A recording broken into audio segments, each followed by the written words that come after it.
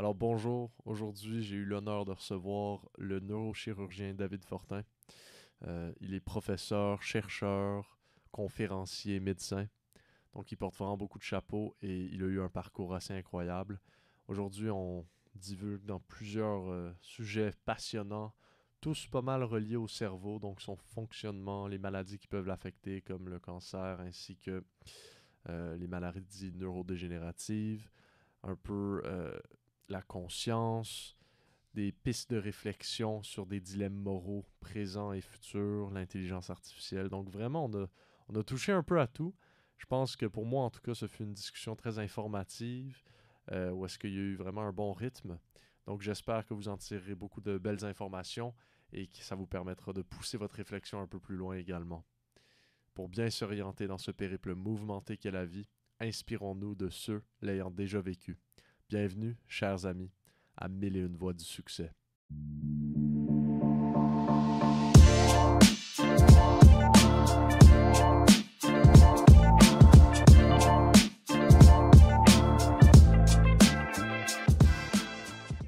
Bienvenue à Mille et une voix du succès. Merci de me recevoir. Merci d'être déplacé aujourd'hui. Alors, aujourd'hui, on comprend tout sur le cerveau. Peu de mystère après le podcast, right? J'aimerais ça que ça soit simple que ouais. Probable. Ok, j'ai menti un peu. Ça va être. On va essayer de vulgariser ça le plus possible. On va essayer, ouais. Donc, pourquoi on commencerait pas avec un peu ton parcours et qu'est-ce que tu fais aujourd'hui? Un bref portrait pour nous indiquer. Puis d'ailleurs, si jamais tu m'interromps pour des anecdotes, quoi que ce soit, quand je pose des questions, je sais que c'est très. Les gens adorent, on va dire, relate à des histoires, ainsi de suite. Fait qu'on encourage de partir dans des directions. La spontanéité. Diverses. Exact, excellent. La spontanéité. Ben, écoute, moi, Paul, je suis à la base, je suis un neurochirurgien. Mon travail numéro 1, c'est de soigner des gens qui ont des problèmes au niveau du cerveau.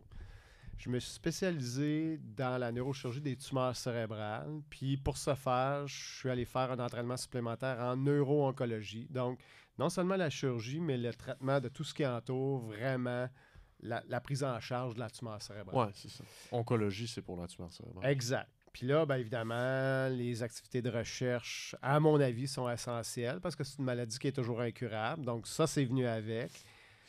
Puis tout ça, tout ce que nourrit ça à la base, c'est un intérêt vraiment très, très puissant, je dirais, pour le mystère qu'est le cerveau.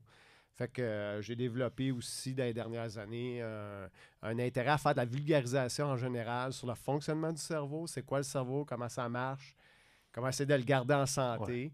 Puis de fil en aiguille, c'est ça qui m'a mené à, entre autres, écrire des livres sur le sujet. Puis là, c'est comme ma deuxième carrière, si tu veux. Mon bond de carrière, c'est d'essayer de faire de la vulgarisation sur le cerveau. C'est ça, parce que tu es conférencier, puis tu as écrit, pour ceux qui ne le savent pas, tu as écrit les 4 saisons du cerveau. Les saisons du cerveau. Les saisons du cerveau. Parce qu'il y en a 8 dans le livre. Ah, il y en a 8? Oui. Bon, ben on va certainement... On a mis 8 dans le livre. On va l'explorer. Et aussi, le cerveau, une galaxie dans votre tête maintenant. Exact. Ouais. Pourquoi apparenter le cerveau à une galaxie? Ben parce que de manière surprenante, il y a autant d'étoiles dans la Voie lactée qu'il y a de neurones, grosso modo, dans une tête, autour de 100-120 milliards. Ça m'épate quand même, parce que les gens, on réalise pas 120 milliards, c'est un chiffre qui est gigantesque. Mm-hmm. Comment est-ce qu'on a 120... En fait, comment est-ce qu'on a autant de neurones que d'étoiles dans notre Voie lactée? Comment c'est possible? J'aimerais ça pouvoir répondre à ta question, mais c'est bel et bien le cas. Là. On estime le nombre de neurones dans une tête à 80, entre 80 et 120. Fait que nous autres, pour les intimes, on va dire 100 milliards. Là. Ouais. Puis on dit que chacun de ces neurones-là fait en moyenne 10 000 contacts avec d'autres neurones. Fait que ça fait que tu as 4... En moyenne par neurone. OK, wow. Fait que ça veut dire que tu as 4 fois 10 à la 15. Ça, pour les non-initiés, c'est 4 suivi de 15 zéros. Contact entre les neurones dans une tête. C'est immense, un cerveau. Oui, Fait que tu vois, ça nous part bien pour savoir à quel point ça va être une discussion un peu plus compliquée. Ben, compliquée. Parce qu'on va essayer, pas compliquée, mais plutôt intrigante dans le sens que... Intrigante, philosophique. Philosophique? Ah ben oui, c'est vrai, j'ai mis des sujets. Tellement, là. Ouais. Puis, tu as dit que tu avais un intérêt qui s'est développé pour le cerveau. C'est quoi exactement? Comment est-ce que cet intérêt s'est développé? Ben, moi, ça a commencé très, très jeune. Là. J'ai à peu près, je te conte l'anecdote, j'ai à peu près 8 ans, je fais l'épicerie avec ma mère. Ok, il y a toute Rappelez-vous, une à cette époque. histoire, là. Tu te Ouais. rappelles du moment, là. Ah, je m'en rappelle. Comme Ok, si ben, je l'ai allons-y. tellement raconté souvent que je m'en rappelle, là, tu sais. Moi, j'ai 55 ans, hein, fait Mhm. que quand j'ai 8 ans, là, il n'y a pas d'ordinateur, il n'y a pas d'écran, il n'y a pas de téléphone cellulaire intelligent. Ouais. En fait, il n'y a même pas de cellulaire. C'est que qu'est-ce qu'on fait, nous autres, pour s'occuper à part jouer dehors? On lit. On regarde beaucoup de livres. Fait que là, je fais l'épicerie avec ma mère, je tombe sur. Il y a un stand de livres qui est là, je tombe sur ce livre-là, qui est un livre sur l'anatomie. Puis la page frontispice, c'est une tête avec en semi-transparence le cerveau, puis tous les vaisseaux qui vont au niveau du cerveau. J'ai gossé ma mère jusqu'au sang pour qu'elle m'achète ce livre-là.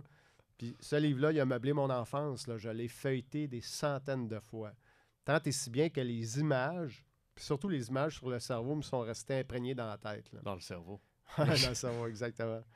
C'est facile, en Fait, fait. fait que tu vois, ça part de là. Vraiment, déjà très jeune, là, une fascination pour le cerveau, la tête, les vaisseaux sanguins qui vont au niveau du cerveau. C'est un univers là, qui me fascine. Là. Fait que si tu devais décrire le cerveau, donc on sait qu'il y a Mhm. 80 à 120 milliards de neurones qui font chacun 10 000 transactions En avec moyenne. d'autres neurones en moyenne. Ouais. Euh, si tu devais décrire le cerveau à quelqu'un, euh, expliquer le fonctionnement, son utilité brièvement, mais ben, en fait non, pas brièvement, ça prendra le temps que ça prendra, comment tu le ferais? Jadis, j'aurais dit le cerveau, c'est une collection de neurones qui sont tous interconnectés en vastes réseaux, des réseaux qui travaillent en série puis en parallèle et qui traitent l'information. Parce que le cerveau, c'est un appareil qui reçoit de l'information sensitive, va faire une analyse de ces informations-là, puis va produire une réponse. Jadis, j'aurais dit ça. Puis là, aujourd'hui, je te dirais, c'est ça plus. Parce que dans le cerveau, il n'y a pas juste des neurones, il y a Oh, d'autres sortes de cellules. je viens de réaliser un petit truc, je veux juste m'assurer que... Ah, ok, c'est... J'avais juste peur qu'on avait mis la mauvaise caméra à OK, filmer, mais c'est parfait. Donc, c'est bon. continue. Fait que c'est ça. Donc, dans le cerveau, jadis, je t'aurais dit c'est ça, c'est une collection de neurones. Puis aujourd'hui, je te dirais c'est ça, plus plein d'autres facteurs. Euh, à titre d'exemple, tu as déjà entendu, tu veux une anecdote, tu as déjà entendu l'adage qui veut qu'on utilise seulement 10% de notre cerveau. Oui, Right? hey, ça, je voulais le demander d'ailleurs. Puis ça, tout le monde pense ça. Hein? Moi, chaque fois que je donne ma C'est pas vrai? conférence, ben non, il n'y a rien de plus faux que ça. Chaque fois que je donne ma conférence grand public, tout le monde me pose la question. On commence par ça, on va débunk le mythe. Puis là, ça vient d'où cette affaire-là? Ben, ça vient Ouais. du fait que dans les années 50, il y a un pathologiste allemand qui a publié un article qui disait que dans notre tête, on n'avait pas juste des neurones. On Ouais. avait aussi des cellules qu'on appelle des cellules gliales, qui sont des cellules qui jadis, on pensait, faisaient juste supporter les neurones. Puis lui, il a dit, on a 10 fois plus de cellules gliales qu'on a de neurones dans notre tête. Donc, comme on utilise juste les neurones, on utilise juste 10% de notre cerveau. Exactement. Les médias se sont saisis de cette nouvelle-là, puis en sont venus à cette conclusion-là qui était complètement erronée. Puis c'est d'autant plus erroné que les fameuses cellules gliales, on sait maintenant qu'elles participent aussi au processus cognitif. OK. Donc, j'en viens à ce que j'allais dire. Je te disais au début, jadis, il y a 10 ans, je t'aurais dit, le cerveau, c'est une collection de neurones. Mais là, je suis obligé de te dire, non, le cerveau, c'est des neurones avec d'autres populations cellulaires qui travaillent de concert pour produire les principaux phénomènes cognitifs qui nous habitent. T'sais. OK. Et quels sont ces principaux phénomènes cognitifs-là? Ben, tu peux penser à tous les modes, tu peux penser à absolument tout ce qui te permet de fonctionner. Puis je te donne un exemple. En ce moment, toi et moi, on est en train d'échanger. La mémoire de travail et les fonctions exécutives, c'est Ouais. comme l'espèce de réseau dans le cerveau qui permet à l'information de transiter de manière cohérente. Ben, tous les deux, en ce moment, on utilise notre fonction exécutive pour Ouais. jaser puis échanger. Puis évidemment qu'il y a une suite dans les idées dans nos échanges. Si je me lève pour aller à la salle de bain pour dire quelque chose, ben là, je vais utiliser mon réseau cognitif visuo-spatial pour me déplacer dans l'espace, ne pas rentrer en collision avec les objets qui sont sur mon chemin. Fait que ça, c'est deux exemples de réseaux cognitifs. Le réseau du langage. Hein, notre réseau du langage est activé en ce moment. Le langage, c'est extrêmement complexe. Moi, je suis en train de te parler. Toi, tu es en train de recevoir ce que je te dis. Donc, dans ta tête en ce moment, évidemment, tes aires auditives sont activées. Les sons que tu entends sont décodés enchaînés en mots, on donne une signification à ces mots-là. Ouais. Donc, tout ça, ça se fait évidemment en quelques millisecondes. Donc, c'est un mécanisme extraordinairement C'est complexe. incroyable. Fait que tout ça, là, on vient de parler de 3 grands réseaux cognitifs. Ça mais il se y en a passe plein tout d'autres. en ce moment sans... Ben, instinctivement, en quelque sorte. Oui, parce qu'évidemment, ça va même au-delà. Ça va au-delà de notre volonté. Je veux dire, je peux même boucher les oreilles si je veux pas entendre ce que tu me dis, mais mon réseau va quand même décoder les sons. Ouais, puis ça m'a fait penser à quelque chose. C'est quoi le concept du left brain, right brain? Bon, un autre mythe. Un autre? mythe. Ok, Ben, parce que moi j'ai vu, là je vais juste te donner en contexte, je regardais une vieille série, Doctor House. ouais. Alors, très le fun à regarder, mais il y avait cette patiente ou ce patient sur lequel ils ont opéré son cerveau gauche ou quelque chose pour régler un problème qui se passait à ce niveau-là. Okay. J'étais comme, c'est fascinant, mais c'est une série. À quel point est-ce que Ben, c'est vrai? en fait, il y a des choses qui sont vraies, il y a des choses qui sont des mythes là-dedans. Fait que commençons par ce qui est vrai. D'où ça vient, l'histoire du cerveau gauche, du Je vais cerveau prendre droit? mes notes, là. Puis, il y a un neurologue qui s'appelle Pierre-Paul Broca, qui est un neurologue français qui, en 1760 quelque, je me souviens plus de la date exacte, ou 80, a remarqué qu'un patient qui lui était acheminé ne parlait plus du tout. Ouais. Alors là, il a attendu que le patient décède, il a recueilli son cerveau, puis il s'est rendu compte qu'il y avait une lésion dans le cerveau. Le patient avait fait un accident cérébrovasculaire dans son lobe frontal gauche. Puis là, il s'est dit, tiens, c'est intéressant. Il a cherché auprès de ses collègues des cas similaires. Il en a ramassé 4 autres. Il a prélevé les cerveaux au décès de ces patients-là pour noter que chacun de ces patients-là avait une lésion à gauche dans le lobe frontal. Et donc, il a formulé l'énoncé maintenant célèbre, nous parlons avec notre lobe frontal gauche. Et donc, le cerveau gauche, entre guillemets, est devenu le cerveau dominant, alors que le cerveau droit est devenu le cerveau non dominant. Donc, ça, c'est historique, c'est vrai. Ceci étant, c'est pas si simple que ça. Parce que là, on parle de patients qui sont droitiers. Donc, tous les droitiers, par définition, vont avoir leur langage à gauche dans leur cerveau. Mais les gauchers, c'est plus complexe que ça. Attends, gaucher-droitier, ça va changer selon... Mm-hmm. Je me serais imaginé que ça change absolument rien. Ouais, non, ça change selon la dominance. Donc, tous les droitiers, quand ta main droite est dominante, le côté droit du corps est contrôlé par le côté gauche du cerveau. Ok, moi je suis droitier, donc c'est que ça se Toi, passe. tu as un cerveau gauche, exact. Mais moi, je suis gaucher.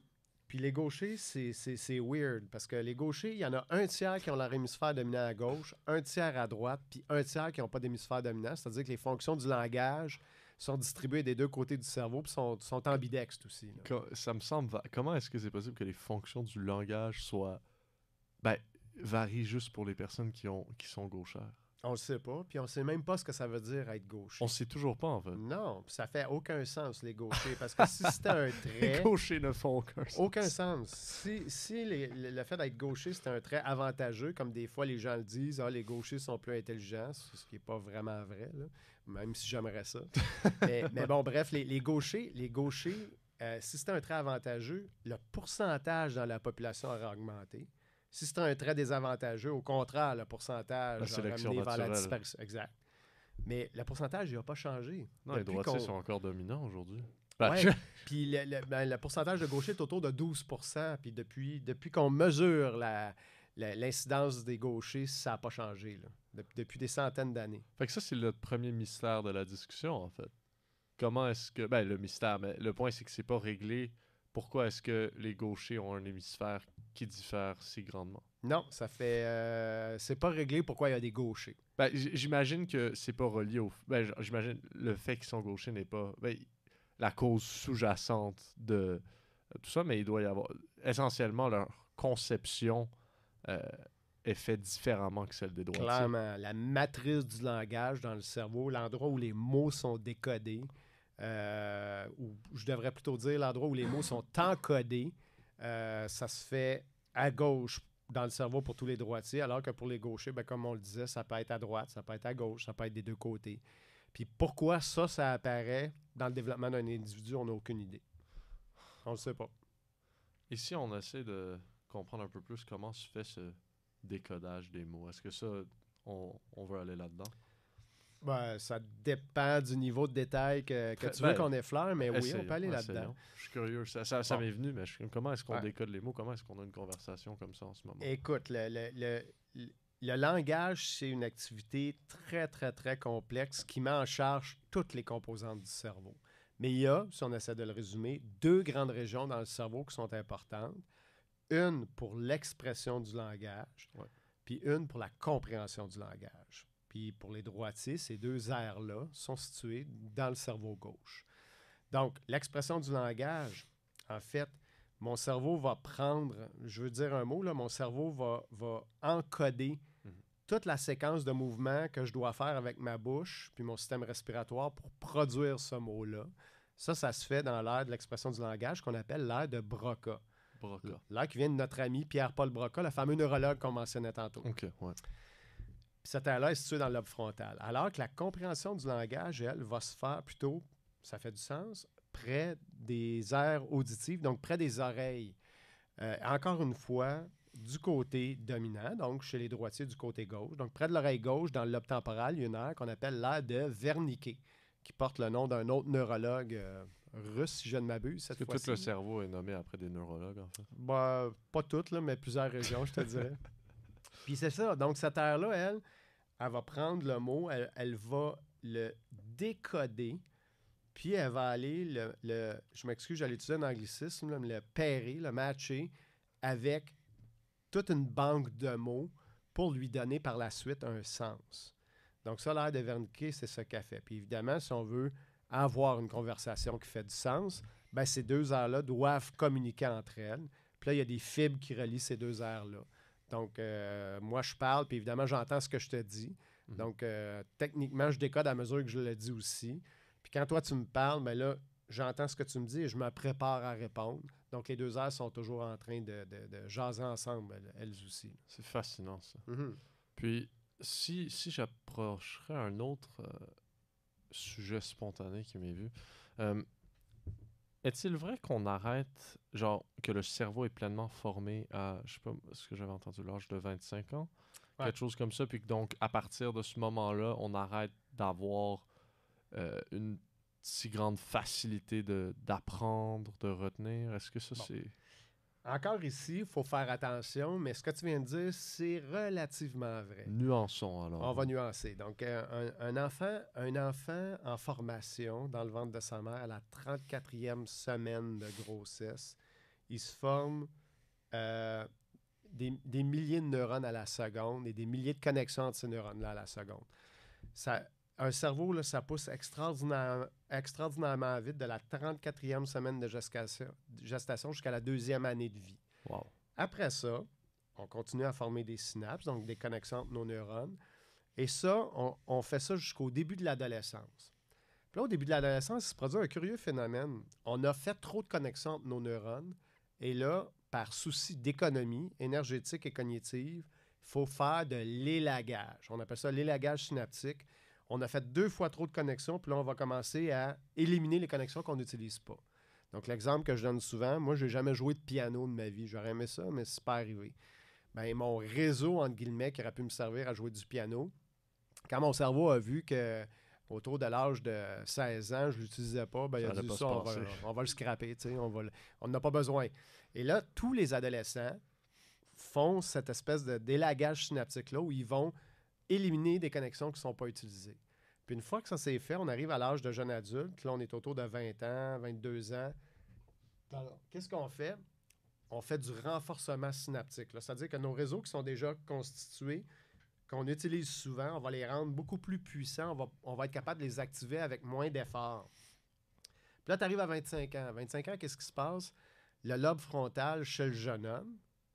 Pourquoi chez le jeune homme? Parce que ça se développe plus tard chez le jeune homme que chez la jeune femme. C'est pour ça qu'on dit que les gars sont immatures. Immatures, oui, ben oui. Mais c'est tout à fait vrai. Donc, les jeunes hommes finissent leur développement cérébral. Nos auditeurs vont pas aimer ça. Là. Ben, je suis désolé. Désolé, les gars.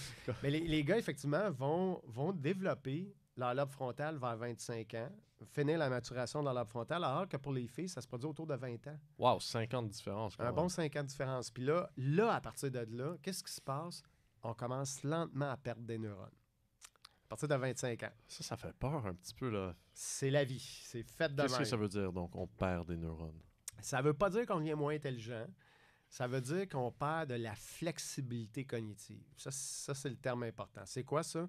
Ben, la capacité de faire des nouveaux apprentissages, essentiellement. Parce que comme on a moins de neurones, on a moins de possibilités de faire des connexions entre les neurones. Il y a moins de comment je te dirais, il y a moins de neurones de réserve qu'on peut utiliser pour des nouveaux apprentissages.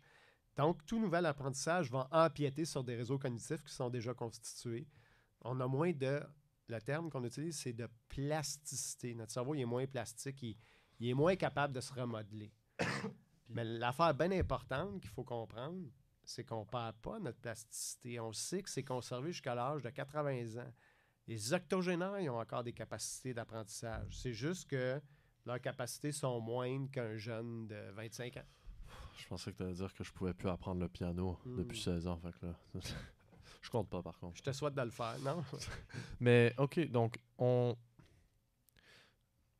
Genre, la première chose qui me vient, c'est à quel point est-ce que cette capacité d'apprentissage devient, on va l'appeler ralentie ou moins puissante? Est-ce que c'est quelque chose qu'on va remarquer quand même beaucoup? Donc, prends quelqu'un. Moi, je suis dans un programme qui a quand même plusieurs personnes qui arrivent là plus tard dans leur vie, 35, 40 ans. J'imagine que pour eux, ça doit être plus difficile dans ce cas-là. Je suis convaincu que c'est plus difficile. Tu sais, je veux dire, je donnais l'exemple tantôt du piano, là, mais n'importe quel apprentissage complexe, là, prends un jeune, là, puis mets-le sur, mets-le sur une paire de skis pour la première fois à 8 ans. Puis maintenant, reporte-toi à quelqu'un qui essaie de faire du ski en commençant à 40 ans. Il va avoir un sacré décalage en termes de rapidité d'apprentissage entre les deux. Ouais. Malheureusement, mais c'est comme ça. Donc, tous les gens qui sont un petit peu plus vieux ont moins de facilité à concrétiser des nouveaux apprentissages. Ça me fait faire un lien. Moi, il y a une tendance en ce moment de jouer aux échecs à l'université. C'est quelque chose que je suis très content parce que moi, je joue depuis l'âge de 8 ans et plus jeune, c'est là que mon apprentissage d'échecs s'est fait. Puis j'ai remarqué, moi, j'étais quelqu'un qui apprenait très vite les échecs. Donc, j'ai rapidement... et là, je dis pas que je suis très bon dans le monde des échecs, mais quelqu'un qui fait juste jouer pour le plaisir, généralement, j'ai un niveau relativement supérieur et je réalise, c'est probablement... Ben, maintenant qu'on parle, ça m'a fait faire ce lien-là, que c'est probablement une bonne chose que j'ai appris et découvert ce jeu-là à l'âge de 8 ans parce que ça s'est fait tellement plus rapidement. Clairement. Moi, je joue aux échecs aussi. J'aurais dû en mais, avoir aujourd'hui. Mais je suis un late bloomer. J'ai commencé à jouer aux échecs beaucoup plus tard que toi.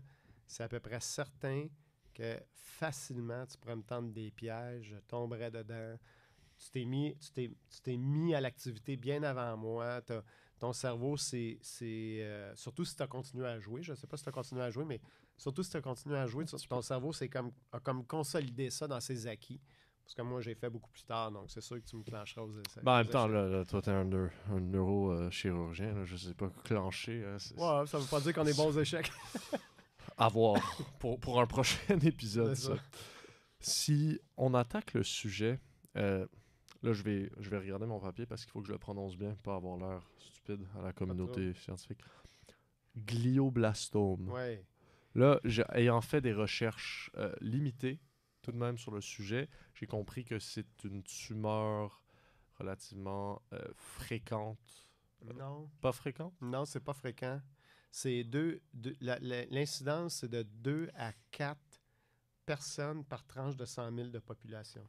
Ben, pas fréquente, mais ce que je veux dire, dans les tumeurs cérébrales, est-ce qu'on parle généralement de glioblastome? Oui, dans les tumeurs cérébrales, c'est assez fréquent, oui. Donc, entrons là-dedans. Qu'est-ce qu'un glioblastome? Comment est-ce que ça fonctionne, surtout considérant que là, on comprend un peu plus le fonctionnement du cerveau, on en a parlé. Donc, comment est-ce que ça fonctionne? Comment est-ce que ça se crée? Et qu'est-ce qui peut être fait lorsqu'on apprend qu'on a un glioblastome? Bon, commençons par dire que c'est malheureusement une bien mauvaise tumeur, un glioblastome. C'est souvent quand on va discuter en oncologie des cancers les plus agressifs, il y en a 2 qui viennent en tête, le glioblastome et le cancer du pancréas. Donc, c'est une très mauvaise maladie qu'on considère pour l'instant toujours incurable. Le glioblastome, tantôt on disait qu'on a des neurones, qu'on a des cellules gliales, qui sont les fameuses cellules de support dans le cerveau. glia, en grec, ça veut dire colle. Hein. C'est comme les cellules qui viennent coller les neurones ensemble, si tu veux. Bon, ben, Oui, exact.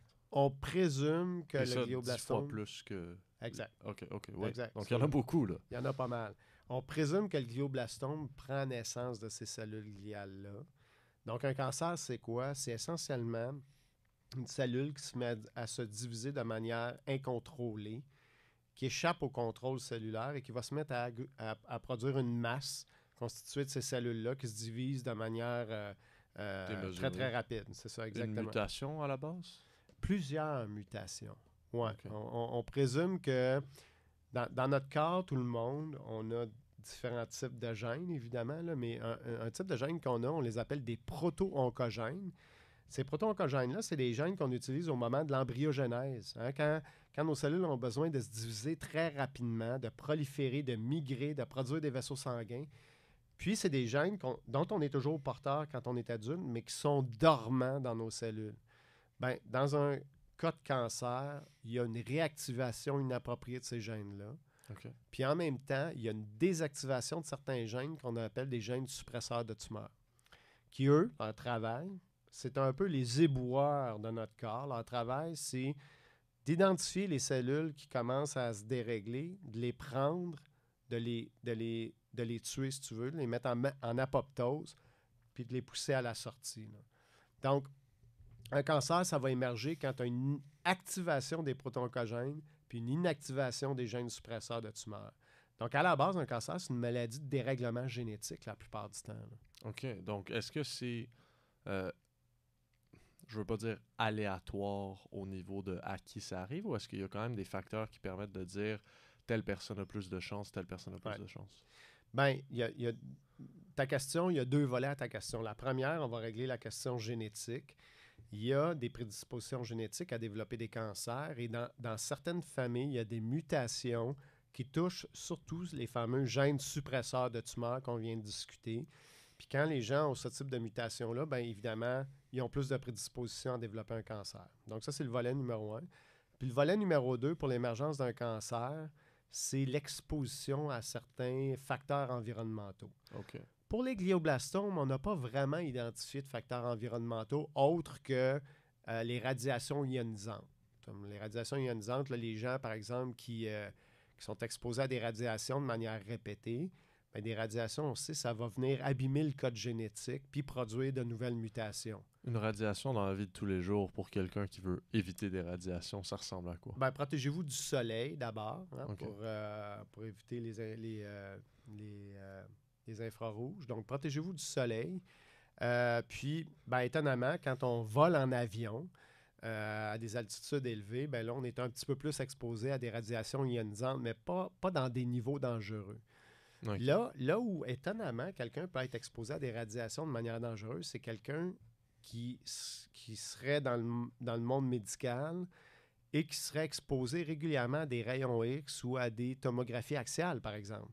Parce que le corps va être bombardé par ces radiations-là. Et si on est exposé de manière répétitive, si je te fais passer un scan de la tête à tous les jours pendant 3 mois, le cumul de radiation ou d'exposition à radiation va devenir un problème. Là. OK. Ouais. Donc, ça, c'est un facteur, ben, j'allais dire qu'on peut contrôler plus, mais pour des gens qui font pas un X-ray tous les jours, c'est pas énormément influent à ce que j'ai cru comprendre. Non, ben c'est ça. Nous, dans le monde de la santé, c'est une chose qu'il faut surveiller. Là. On ne peut pas prescrire des scans, des tomographies axiales de manière répétée toutes les semaines chez des patients parce que la dose de radiation cumulative va devenir significative. Donc, il faut faire attention à ça. Mais si on ne faisait pas attention à ça, ça pourrait devenir un problème. Et là, on parle d'une mutation, donc un glioblastome, une mutation qui, de manière dégénérée, va créer des divisions de cellules qui ne s'arrêtent pas dans le cerveau. Et comment est-ce que ça...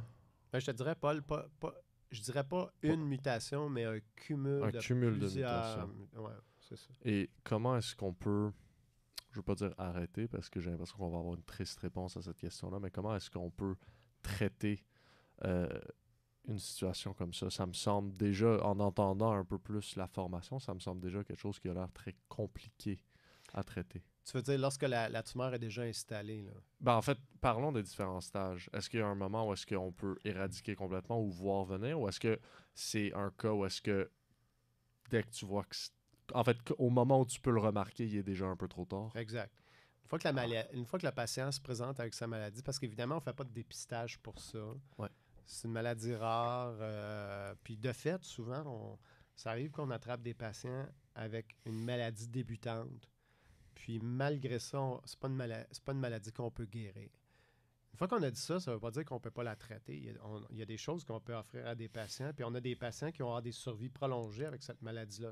Ça arrive, là. Pardon, mais c'est malheureusement pas la majorité des patients, je te dirais. Et survie prolongée, ça ressemble à quoi, ça? Ah, tu vois, je répète souvent aux patients un peu les mêmes formules, mais j'ai commencé à travailler au CHU en octobre 1999. OK, ça, c'était ma date de début, là. Puis, je te dirais, en janvier ou février 2020, j'ai traité mon premier patient avec un glioblastome. Ben, ce patient-là, aujourd'hui, presque 24 ans plus tard, il est encore vivant, là. Donc ça, c'est comme mon meilleur joueur à vie. Puis à l'opposé, ben, j'ai mon pire joueur à vie, je vais toujours me rappeler, il y a une quinzaine d'années de ça, un jeune qui devait avoir 26 ou 27 ans, Aïe, aïe. qui est arrivé à l'hôpital, je l'ai opéré, j'ai renvoyé à la maison, puis lorsqu'il est revenu à son rendez-vous 2 semaines plus tard pour avoir l'annonce du diagnostic, il y avait des gros maux de tête, je l'ai renvoyé au scan, la tumeur avait plus que récidivé, là, c'était plus gros qu'avant sa première chirurgie. Je l'ai réopéré d'urgence, je l'ai envoyé en radiothérapie, puis il est décédé pendant sa radiothérapie. Wow. Donc, sa survie à partir du diagnostic, là, il n'a même pas dépassé 2 mois. Ça, c'est mon pire patient à vie, là. Hey, tu apprends. Fait que tu vois qu'entre ces deux J'essaie de... extrêmes-là, Wow. 2 mois puis 24 ans, il y a plein de scénarios intermédiaires, là. 2 mois. T'apprends Ouais. que t'as une tumeur et 2 mois après, c'est fini. Oui, exact. Ça fait réfléchir, ça. Ah, c'est terrible. Puis, comment est-ce que le traitement fonctionne? Ben, le traitement de cette maladie-là, c'est une séquence, en fait. D'abord, une chirurgie pour enlever le plus possible.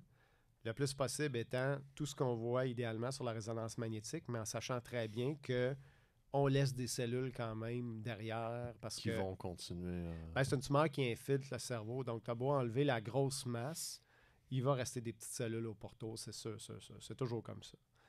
Puis après la chirurgie, on fait suivre avec un traitement de radiothérapie combiné avec de la chimiothérapie. Ça, c'est le traitement de première ligne qui dure en tout, là, tout compris 6 mois. Puis après ça, on suit les patients. Ceux qui répondent très bien vont avoir des suivis pendant plusieurs années si on est chanceux. Ceux qui répondent pas bien, dès qu'on arrête ce traitement-là à 6 mois, déjà, la tumeur va recommencer à pousser. Puis là, il faut faire une deuxième ligne de traitement. Puis est-ce que ce qui se passe chez le patient au niveau des symptômes et des conséquences de cette maladie-là, est-ce que ça va varier selon où la tumeur se situe Absolument. dans le cerveau? Ouais. Donc, en fait, faisons un portrait de ça. À quoi est-ce que ça peut ressembler et progressivement, comment est-ce que ça s'empire? Est-ce que c'est similaire? En fait, j'imagine que c'est quelque chose qu'on appellerait une maladie neurodégénérative. Non. Non, c'est complètement vraiment, différent. Ça. c'est de l'oncologie. Là. Une maladie Ok, neurodégénérative va avoir la propriété de toucher vraiment des régions très, très diffuses du cerveau. Ok. Ça, c'est focal. Donc, allons-y pour l'oncologie. Alors, à quoi ça ressemble et comment est-ce que ça s'empire avec le temps? Ben, tu l'as dit toi-même, hein, ça dépend de où la tumeur est. Fait qu'il y a, je te dirais, 3 grands types de genres de symptômes. Les symptômes qu'on appelle, nous, focaux. Donc, c'est focal, ça a à voir directement avec la localisation de la tumeur. Donc, disons que la tumeur est près de l'aire du langage. C'est ton langage qui va être copié.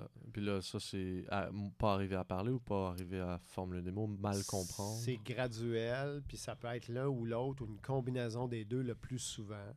Ça commence souvent avec des petites hésitations, des manques du mot. Puis là, ça va aller en progressant, puis les gens vont avoir vraiment de la difficulté à parler. Puis ça continue à progresser, puis à un moment donné, ça devient global. Et là, les gens sont plus capables de parler, ils ne comprennent plus non plus, là. OK. Fait que ça, c'est un exemple. Hein. Si l'aire du langage, les régions du langage sont touchées, par exemple. Le côté gauche du cerveau contrôle la motricité et la sensibilité du côté droit et vice-versa. Donc, disons que tu as une tumeur à gauche dans ton cerveau qui pousse, ben, tu peux développer une faiblesse graduelle du côté droit de ton corps qui va devenir de plus en plus importante jusqu'à une paralysie éventuellement si c'est pas traité. Paralysie d'un côté seulement. Exact, ouais. Comment... Wow, j'essaie de m'imaginer. Hémiparésie, ouais. J'essaie de m'imaginer, mais ça, la seule chose que j'ai vue, je pense que c'est un exemple un AVC. Non. Oui, Ouais. tout à fait. Puis une personne perd justement la fonction du côté Oui. gauche ou droit. Comment est-ce qu'on peut fonctionner après avec? En fait, ça dépend beaucoup des gens. Parce que, encore une fois, je te donne 2 exemples. Tu as quelqu'un qui est un marathonien ou un amateur de plein air, puis de l'autre côté, tu as quelqu'un qui est plutôt sédentaire puis qui aime faire des jeux vidéo, par exemple.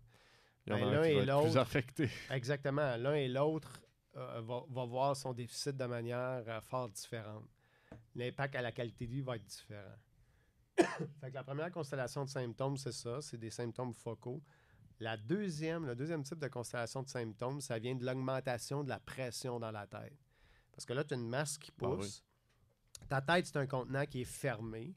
Donc, avec une masse qui prend du volume, ça va avoir pour effet d'augmenter la pression.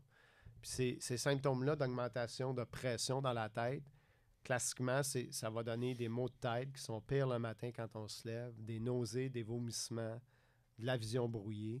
Puis le classique, c'est que ça va toujours en augmentant. Puis ça, classiquement, ça va s'installer. Ça va dépendre de la rapidité avec laquelle la tumeur pousse, mais ça va s'installer sur plusieurs semaines, voire plusieurs mois. Puis le troisième type de symptômes que tu peux voir, c'est des crises d'épilepsie. Ça, c'est comme les 3 grandes cases de symptômes que ça peut donner. Ouais. Je m'attendais pas à ça. Ouais. Pourquoi est-ce qu'une crise d'épilepsie, c'est le troisième symptôme? L'épilepsie, c'est des neurones qui sont irrités, tout simplement. Donc, si tu as une tumeur qui pousse et qui vient irriter des neurones au niveau du cortex, ça peut donner de l'épilepsie. OK. Ouais. Puis, est-ce qu'on peut entrevoir... Là, je vais nous donner une marge de 400 ans. Est-ce qu'on peut entrevoir une guérison d'un glioblastome? Je pense que oui. Raisonnablement, dans 400 ans, je pense que oui. Par quel chemin est-ce que tu soupçonnes que ça pourrait passer? Ça va clairement être moléculaire. Ça va être la chirurgie ne sera jamais la cure. OK? Ça produira jamais une guérison. Ouais. Je pense que la chirurgie va demeurer quelque chose d'important parce qu'évidemment, enlever, mettons, 90 ou 95% de la tumeur, ben, ça fait ça de moins dans notre lutte. C'est sorti, c'est parti, voilà. Mais le reste de la maladie, là, ça va être vraiment des thérapies ciblées, des thérapies moléculaires. Donc, on va être capable de prélever des tumeurs, d'identifier justement du point de vue génétique, puis du point de vue mécanistique, ce qui se passe avec les tumeurs. Puis, éventuellement, on va être capable de créer des thérapies ciblées qui vont frapper les cellules tumorales, spécifiquement. On n'est pas là, on est loin de ça, là, mais je présume que ça va arriver dans un futur moyennement éloigné. Là. Moi, je pense qu'il va y avoir une cure, mais moi, je la connaîtrais pas, ça, c'est sûr.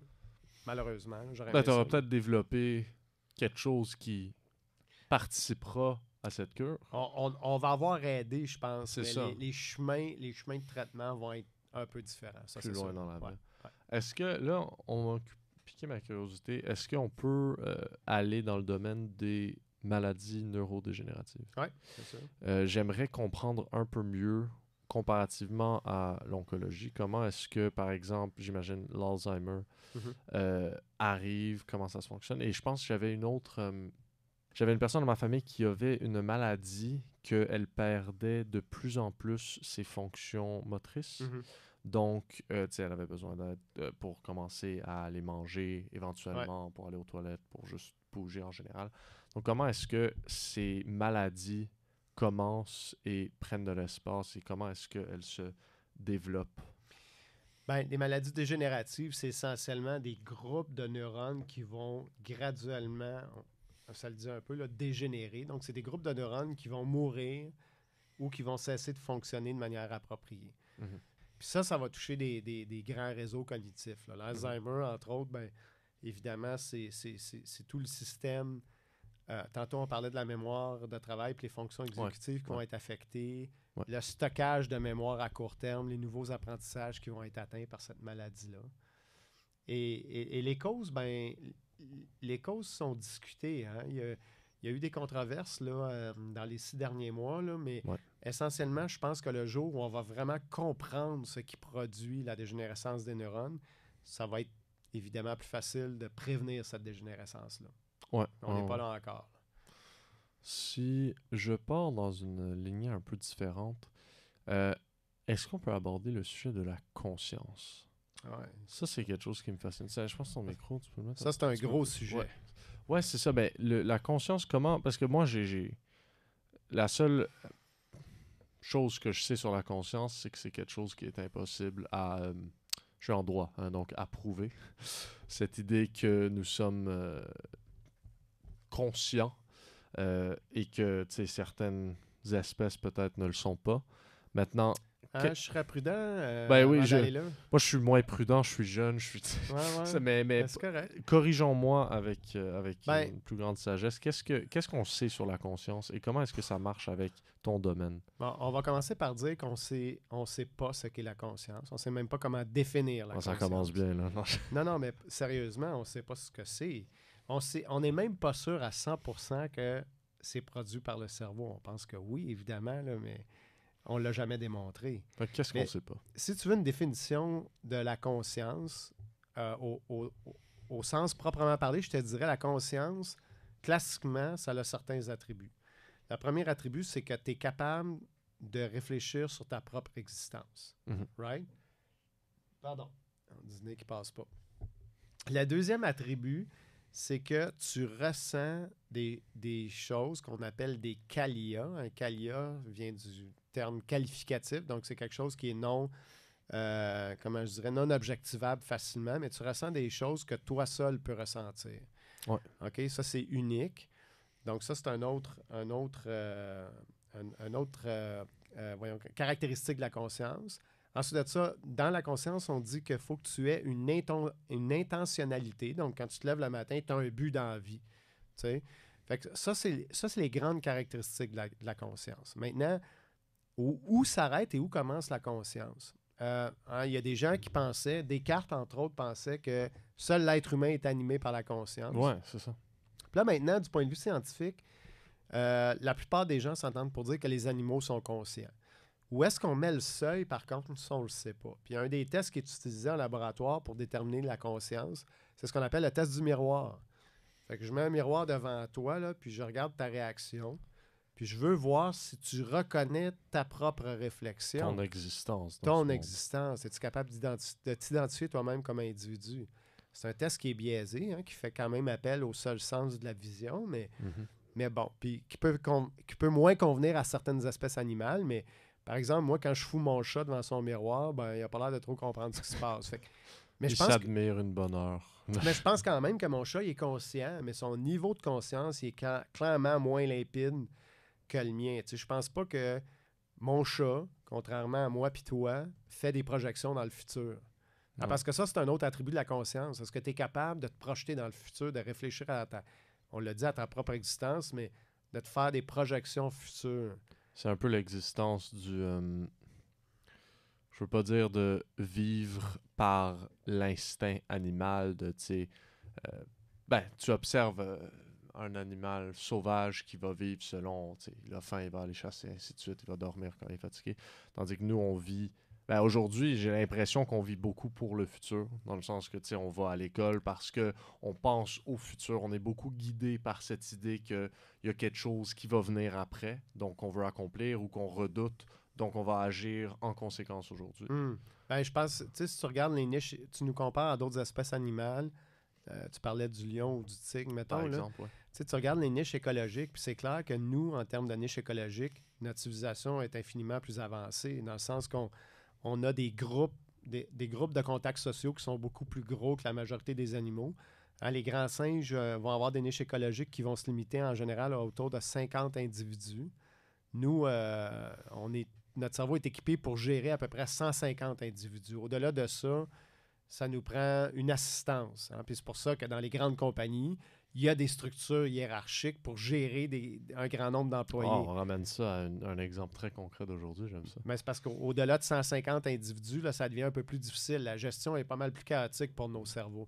Mais si tu regardes les animaux les plus avancés, eux autres, leur niche écologique est à peu près le tiers du nôtre. Donc, il y a clairement une différence. C'est sûr qu'il y a une différence. Puis, tu sais, je suis d'accord, le tigre, je suis pas sûr qu'il se projette dans le futur, à moins qu'il pense à son repas de demain déjà. Là. Mais l'autre point qui fait une énorme différence, c'est dans la communication, comment on communique entre nous. Puis c'est sûr que l'être humain a un mode communicatif qui est beaucoup plus évolué que les autres animaux, mais faut quand même pas être simpliste. Puis il faut dire qu'il y a des espèces animales qui communiquent entre elles de manière assez sophistiquée. Il y a des espèces d'oiseaux qui ont des chants, jusqu'à une 50aine de chants différents pour que ça transmette de l'information. C'est pas rien, ça, là. Wow. Alors, est-ce qu'on peut dire que ces animaux-là sont pas conscients? Je pense pas qu'on peut dire ça. Je pense qu'ils sont conscients, mais leur niveau de conscience est moindre que le nôtre. Puis ma question, en fait, c'est on disait qu'on ne sait ce qu'est la conscience. Ouais. Cependant, tu m'as dit, beaucoup de scientifiques aujourd'hui s'entendent pour dire que les animaux sont conscients. Donc, comment est-ce qu'on peut arriver à dire que, malgré qu'on ne sait pas quelle est telle chose, on peut s'entendre sur le fait que nous l'avons et que d'autres espèces animales l'ont également? Ben, en fait, c'est en partant d'une définition commune qu'on se donne qui englobe les attributs qu'on mentionnait tantôt. Tu sais, si tu te dis, ben là, la conscience, c'est quand tu te fais un plan le matin en te levant, tu as une intentionnalité, quand tu as certaines connaissances, quand tu es capable de réfléchir à ta propre existence. On se donne cette définition très vague de ce qu'est la conscience. Ah, puis tu ressens des qualia aussi. Les qualia, là, c'est fameuses.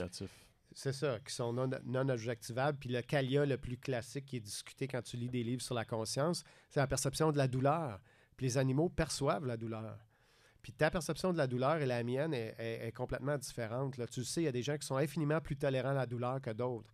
Donc, c'est quelque chose qui est extrêmement personnel. Et tout ça, c'est relié au cerveau, là.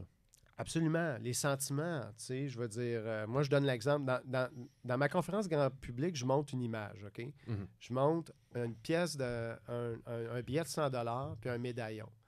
Puis là, je dis aux gens, je marche dans la rue, puis je perds un objet. Je perds un billet de 100$ ou je perds un médaillon que ma blonde, que j'ai rencontré il y a 12 ans, m'a offert. C'est quoi qui va me rendre le plus triste entre les deux? Il y en a dans la salle qui répondent le 100$. Là, alors, je fais des blagues. Enlevons les exceptions. Probablement le médaillon pour un humain avec de la compassion. Ben, c'est ça. Ou ben, peut-être que des gens dans le besoin, ils seraient bien contents d'avoir le 100$. Je pourrais changer le 100$ pour un 10$, mettons. Là, mais essentiellement, le point, c'est que moi, le médaillon, il va me toucher juste moi. Toi, là, le médaillon, tu t'en fous bien raide. Je m'en fous, moi, de ton médaillon. Exactement. Tu t'en fous bien raide. Il n'y a aucune valeur symbolique pour toi, alors que pour moi, il y a une valeur symbolique. Bon, mais ça, ce symbolisme-là, ça fait partie de la conscience, ça fait partie du qualia. Puis, c'est le type de mécanisme qui se produit dans le cerveau qu'on n'est pas vraiment capable d'expliquer à l'heure actuelle. Là. Donc, c'est le fait de...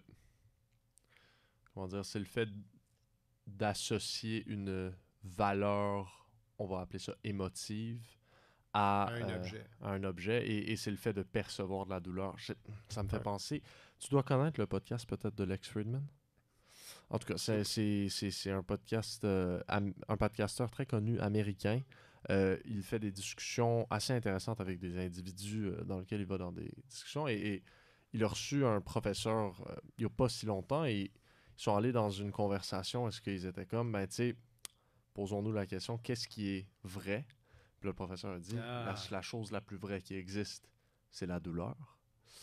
Comment tu pallies à ça? Puis là, de là, ils ont dérivé dans toute une conversation philosophique, mais c'est vrai, la chose la plus vraie qui existe, c'est la douleur. Ou une des choses les plus réelles. On peut pas l'argumenter, la faire disparaître avec des mots. Quelque chose qui existe et qui reste, c'est la douleur. Je peux pas argumenter contre ça. C'est vrai, la douleur, c'est vrai. Par contre, ce que je pourrais dire, c'est que encore une fois, la douleur, c'est extrêmement subjectif. Puis on sait que la psychologie, ton état psychologique du moment va venir jouer sur ta perception de la douleur. Donc, c'est vrai la douleur, mais c'est extrêmement subjectif et modulable. Ça change complètement. Oui. Ben, tu sais, si tu vois quelqu'un qui fait une course, par exemple, qui est dans un marathon... Moi, par exemple, je cours beaucoup. Tu es un coureur, tu cours, puis tu te fractures un orteil en courant. Avec l'adrénaline, ça se peut que tu sois capable de continuer puis finir ta course. Par contre, si tu es au centre d'achat, en train de magasiner, tu te fractures un orteil, je te garantis que tu ne vas pas continuer. Non. Tu sais, la situation, bon, c'est sûr que tu vas dire, ah ben là, quand je cours, j'ai des hormones qui sont dégagées, Les endorphines. t'as tes endorphines, t'as tes catécholamines qui jouent sur ta perception de la douleur. Oui, c'est vrai, mais l'état mental y est pour beaucoup aussi. Ça va faire une grosse différence. Puis comment on module donc sa douleur d'une manière qui nous permet d'en supporter plus? Ben, je pense pas qu'il y ait une réponse universelle à ça, parce que je pense qu'il y a des gens qui sont pas capables de moduler leur douleur ou de l'atténuer. Ils vont souffrir. Ouais, il y a des gens qui vont avoir beaucoup moins de tolérance à la douleur. Il y en a d'autres qui vont avoir un seuil de tolérance beaucoup plus élevé. Puis comme je le disais tantôt, je pense que ça dépend beaucoup de l'état mental dans lequel tu es. Okay. Si tu es dans un état mental, par exemple, avec un début de dépression, probablement que la perception de la douleur va être significativement augmentée versus si tu es extrêmement joyeux, tu es pompé, tu es dans le train, tu risques d'être plus facilement capable de contourner ta douleur dépendamment de la circonstance. Fait que je suis pas sûr qu'il y ait une réponse universelle à ça, honnêtement. Puis, en faisant un lien avec cette thématique de douleur, c'est un autre scientifique qui m'avait dit ça et qui m'avait mis des cauchemars dans la tête. Il m'avait parlé d'une maladie ou une anomalie qui fait en sorte qu'on ne ressent pas la douleur. Ou dans un certain sens qu'on le ressent pas. Disons qu'une personne peut mettre sa main sur un four et que ça va pas lui faire mal. Ah, mais peut-être que c'est le moment de nuancer ça également. En fait, je serais juste prudent parce que là, si tu mets ta main sur un feu de poêle puis tu le sens pas, tu as un trouble d'afférence sensitive. C'est-à-dire que l'information sensitive n'atteint pas ta conscience. Puis ça c'est pas un avantage. C'est un gros problème. Là. Parce que justement, ces gens-là, ils finissent par genre, se manger l'intérieur de la bouche ou quelque chose parce qu'ils ressentent pas qu'ils sont pas censés mordre à tel endroit. C'est comme les gens qui ont un diabète très avancé, un diabète débalancé peut donner une atteinte des nerfs périphériques qui fait que tu sens pas bien les extrémités de tes membres. Puis les gens peuvent avoir des bobos là, épouvantables au niveau des pieds puis au niveau des mains puis ne pas sentir la douleur qui vient avec. Alors, la douleur, c'est vraiment un phénomène important. Hein? C'est un phénomène évolutif de protection à la base, mais c'est sûr qu'à un moment donné, dans certains états psychologiques, ça peut devenir nuisible. Puis, il y a clairement des gens qui ont des problèmes de gestion de la douleur. Hein? Il y a des gens qui ont des problèmes de douleur chronique, par exemple. Ouais. Puis ça, ben, il y a toutes sortes de mécanismes qui sont potentiellement en cause, mais encore une fois, on peut penser à l'état psychologique qui peut être contributoire à ce type d'état-là. Là. On a reçu Philippe Sarret. Oui, connais pas? Ben oui, directeur. Oui. En tout cas, moi, je le connais de longue date et on était très content de le recevoir. On a parlé justement de la douleur et on a parlé de la douleur chronique. Lui, il nous disait que la douleur chronique, en fait, c'est mon collègue Charles-Antoine qui lui avait posé une question intéressante sur le fait que la douleur chronique, quelle est son utilité évolutive. Puis Sarah a dit elle sert à rien.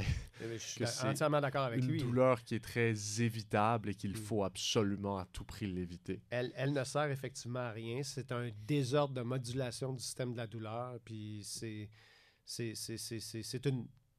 En fait, on parlait de maladie tantôt, de maladie dégénérative. Ben, c'est une forme de maladie, une douleur chronique. Là. Ouais. Ça n'a aucune utilité. Et comment on ressent la douleur? Genre, comment le système comment est-ce que cela fonctionne avec le cerveau? Supposons que, justement, je fracture mon orteil. Ben, c'est assez compliqué, hein, parce que, en fait, la chose qu'il faut comprendre, les gens posent souvent la question, les gens voudraient qu'on ait une explication facile et modulaire du cerveau. Ben, ce serait le fun. Ce serait vraiment le fun. J'espérais aujourd'hui, mais bon. Non, je vais te décevoir. Je suis en train d'écrire mon 3e livre. Puis mon 3e livre... Sérieux? Oui. Qui va être la suite du premier, Le cerveau, une galaxie dans votre tête. Le 3e, c'est Le cerveau, l'univers dans votre tête. Puis là, je suis en train d'essayer de déconstruire... C'est un livre qui est beaucoup plus un texte d'opinion puis beaucoup plus philosophique. J'essaie de déconstruire certains concepts. Puis un de ces concepts-là qu'il faut déconstruire absolument, c'est l'idée que le cerveau fonctionne de manière modulaire. Ça ne marche pas de même, le cerveau. Le cerveau, ça marche, on dit, en odotopie, donc comme d'une manière intégrée. Ça fait que, disons, je marche dans la rue, je me frappe le pied, je me fracture l'orteil. Qu'est-ce qui arrive? Bon, d'abord, mes fibres sensitives de la douleur vont monter, vont amener cette information-là vers mon cerveau. Avant d'aller vers la conscience, vers mon cortex, ça va arrêter dans le cerveau à un endroit qu'on appelle le thalamus. Mm-hmm. Le thalamus, c'est comme un centre de relais de la conscience. C'est assez important, le thalamus, là. C'est un centre de relais sensitif. Puis le thalamus, ce qu'il va faire, c'est que son premier réflexe, ça va être d'attirer mon attention sur le fait qu'il y a un problème. Parce que là, c'est situationnel. Je viens de me péter le pied, mais je suis dans le milieu de la rue, c'est bien beau, mais il faut que je sorte de là quand même. Ouais. Donc, il faut situer le contexte de la douleur. Hein, si je suis un soldat en Ukraine, je reçois une balle dans la jambe. Je peux pas rester là. C'est ça, exactement. Il faut que je me sauve. Hein. Je suis sur le champ de bataille. Alors que si, au contraire, je suis en train de jouer au frisbee au parc Jacques-Cartier avec des amis puis je me fais mal à une cheville, ben je peux bien rester couché à terre, c'est pas grave. Là. Donc, le thalamus, lui, va te donner une espèce d'intégration contextuelle de ce qui se passe. Ça s'en va au niveau du cortex, puis là, je ressens la douleur. OK, donc il va changer ou affecter la douleur ressentie selon le contexte matériel dans lequel tu te trouves. C'est pas lui qui va le faire directement, mais il va envoyer ça vers d'autres centres cérébraux. Puis ces autres centres cérébraux-là vont contextualiser la douleur. Wow. Puis à peu près en même temps, au niveau de ma moelle épinière, j'ai des centres, on appelle, puis au niveau du tronc cérébral, j'ai des centres qui émettent les endorphines endogènes. Eux autres, là, ils vont libérer des endorphines pour essayer d'apaiser la douleur. Donc ça, ces mécanismes-là vont se déclencher pour essayer d'apaiser temporairement la douleur. Mais la douleur, comme on l'a dit tantôt, elle a un rôle à jouer. C'est d'attirer mon attention sur le problème pour protéger mon organisme. Donc, on ne veut pas que la douleur disparaisse complètement. Là, Fait que c'est ça, il faut voir la douleur comme un mécanisme, la perception de la douleur comme un mécanisme vraiment complexe, puis qui va être influencé par, on l'a dit tantôt, les états d'âme, les émotions, l'état, je te dirais, psychologique dans lequel on est. Si on est, encore une fois, dans une situation où notre vie va relativement bien, je pense qu'on va être mieux équipé pour lutter contre cette douleur-là que si on est dans une situation de déprime et que tout va mal dans notre vie. Là. Puis, on a parlé un petit peu, on a abordé ton livre. Ben, tes livres. Et un troisième. J'aimerais en premier qu'on aborde les saisons, parce que ça, on a parlé au début, et moi, je suis habitué à l'automne, l'hiver, l'été, printemps. Fait là, on a parlé de 8 saisons, si je me trompe pas, du cerveau. Écoute, oui, tout à fait. Sauf que dans le livre, c'est clairement... En fait, le livre se termine sur une phrase qui dit... je me souviens plus de la phrase exacte. Tu vas donner le punch. Là. Non, mais ça, parce que le dernier chapitre, c'est un chapitre vraiment philosophique, c'est un chapitre sur la mort. Puis ça finit en disant, bon, moi ma vie, elle va avoir eu 8 saisons, et vous? En voulant dire que c'est quelque chose, je pense, qui est très, très personnel. Okay. Puis l'idée, c'est juste que je voulais raconter des histoires de patients, puis je voulais raconter ce qui se passait dans le cerveau à mesure que notre vie s'écoule. Puis je voulais arrimer ça sur une trame chronologique, puis j'ai choisi ma carrière puis ma vie pour faire ça. Fait que tu sais, moi, je me suis donné 8 saisons, mais peut-être que toi, quand tu vas faire le même exercice que moi, tu vas dire, ben moi, ma vie, elle a 10 saisons plutôt que 8, tu sais. Et quelles sont les saisons que tu as associées à ta vie? Ben, la première saison, c'est la naïveté, l'enfance. Moi, je me rappelle, quand j'étais jeune, j'étais bien naïf. Naïf comment? Naïf dans le sens que... Si je pense à la médecine, par exemple, je me disais, tu sais, avant 12 ans, mettons, je me disais, ben, une tumeur, c'est une tumeur. C'est des cellules cancéreuses qui sont différentes des cellules de l'organisme, donc ça va être facile de les cibler et de les éliminer. Ça, c'est une vue complètement naïve de ce qu'est un cancer. C'est pas simple de même. Donc, j'étais naïf de même. Tu sais, quand on est plus jeune, il y a les gentils, il y a les méchants. Tout est blanc et noir. Ben, en fait, moi, c'était beaucoup comme ça. Ça, c'est vrai. C'était très dichotomique. Il y avait pas de zone grise. Et il y a ce qui est mal, et tu sais, t'es mieux d'être dans le bien. Oui. Puis moi, je me disais, je me rappelle, j'avais 18 ans. J'étais avec mon meilleur ami de l'époque. Puis les deux, on était scandalisés de voir ce qui se passait avec l'environnement. Puis on se disait, puis ça fait longtemps de ça, là. Ouais. On se disait, mais ça fait pas de sens. Comment ça que le monde est cave de même? Voyons! Mais regarde aujourd'hui... Nous, on va régler ça. Ben oui, puis regarde aujourd'hui, ça n'a pas tellement changé. Mais là, je comprends un peu mieux les zones grises. Tu regardes la dernière COP, puis tu regardes les gens qui discutent d'impératifs financiers, puis d'impératifs écologiques, économiques. C'est comme, il y a des liens, là, c'est pas aussi simple que telle mesure et telle mesure. Il y a des répercussions partout. Fait que la première saison de la vie, moi, je trouve, c'est la grande naïveté. Il y a la jeune enfance, il y a la naïveté. T'es très naïf quand t'es jeune. Puis après ça, l'autre chose qui caractérise la vie, je trouve, là, c'est quand tu deviens adolescent puis jeune adulte, là, tu as de l'énergie. Tu as tellement d'énergie. Là. T'es Moi, motivé, là. tu veux tout faire. Tu es capable de Ouais. dormir 4 heures par nuit Ouais. puis être bien. Là. Je vais t'arrêter là. Moi, j'avais un examen ce matin, mon final. Devine, j'ai dormi combien de temps cette 4 nuit? heures. Ça s'est bien passé, je pense. Je vous report back dans un mois, mais ouais. Ben, bravo, mais là, C'était pas optimal, par là, contre. je vais te préfère faire chicaner, mieux. ok? Chicane-moi.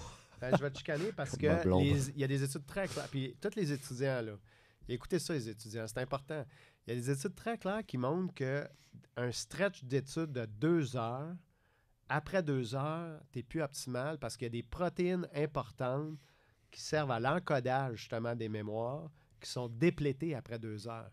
Fait que l'exercice idéal, c'est de dire je fais un 2 heures d'études en fou, je prends 1 heure de break, puis après ça, je refais un autre 2 heures. Faut prendre des pauses, faut se reposer. Ben, Allez écouter de la musique un peu. je pense qu'on module bien nos séances d'études pré-examen, mais par contre, cette saison, ce semestre aurait pu être mieux fait. Mais si on, juste pour le fun, on prend un petit parallèle rapide, c'est-tu ça la meilleure technique d'étude? 2 heures, 1 heure, 2 heures, 1 heure? J'imagine que ça dépend de la personne, ça Oui. dépend personnellement comment tu es capable d'en prendre modulable, mais le principe général, est-ce qu'on pourrait en établir un? Est-ce qu'il y aurait moyen d'établir quelque chose? Je veux juste dire que le 1 heure, là, c'est arbitraire. Bon, oui. Je pense que plus qu'1 heure, ça serait encore une meilleure pause. Ça serait plus régénératif, entre guillemets. Mais le principe fondamental, c'est de dire... Et en fait, il y a 2 principes, je te dirais. Essayer de faire des sessions d'études qui ne dépassent pas 2 heures de la shot. Prendre des pauses après 2 heures, ça c'est 1. Puis 2, l'idée de dire que tu étudies la nuit, la veille d'un examen, c'est pas idéal. Non. Parce que c'est la nuit, quand tu dors, que tu consolides tes mémoires. Comment ça marche? Ça, j'ai envie de comprendre, parce que j'ai souvent entendu ça. Ça, c'est complexe. Ben, OK, alors Mais je peut-être te pas l'explique. comprendre, là, mais... OK? J'étais à Salut Bonjour vendredi passé pour expliquer exactement ce sujet-là. Fait que c'est frais dans ma tête. Je te l'explique. Le sommeil, il y a essentiellement 2 grandes phases. Ouais. C'est plus compliqué que ça, mais si on simplifie, il y a le sommeil profond, puis le sommeil dit paradoxal. OK. Fait que tu te couches, Paul, tu t'endors, tu tombes en sommeil profond. Ton sommeil profond dure 1 heure. Tout ce que tu as appris dans ta journée, OK, c'est rentré dans ta tête, puis c'est allé dans une région qu'on appelle l'hippocampe. Mhm. L'hippocampe, tu en as une dans chaque hémisphère. Donc, on a 2 hippocampes. Puis l'information qu'on veut retenir, l'hippocampe va la prendre, puis pendant que tu dors, va l'envoyer à ton cortex. Le cortex, c'est tout ce qui recouvre ton cerveau. Et là, tu vas tomber dans la 2e phase de sommeil qu'on appelle le sommeil paradoxal. Mhm. Pourquoi paradoxal? Parce que ton corps est complètement paralysé, sauf pour tes yeux qui bougent. Là, le reste de ton corps est paralysé.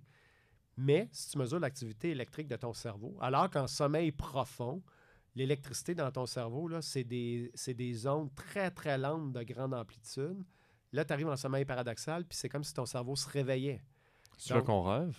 C'est exactement dans cette période-là qu'on rêve. Ah. Tout à fait. Là, tu es en sommeil paradoxal qui, lui, va durer à peu près 15 à 20 minutes.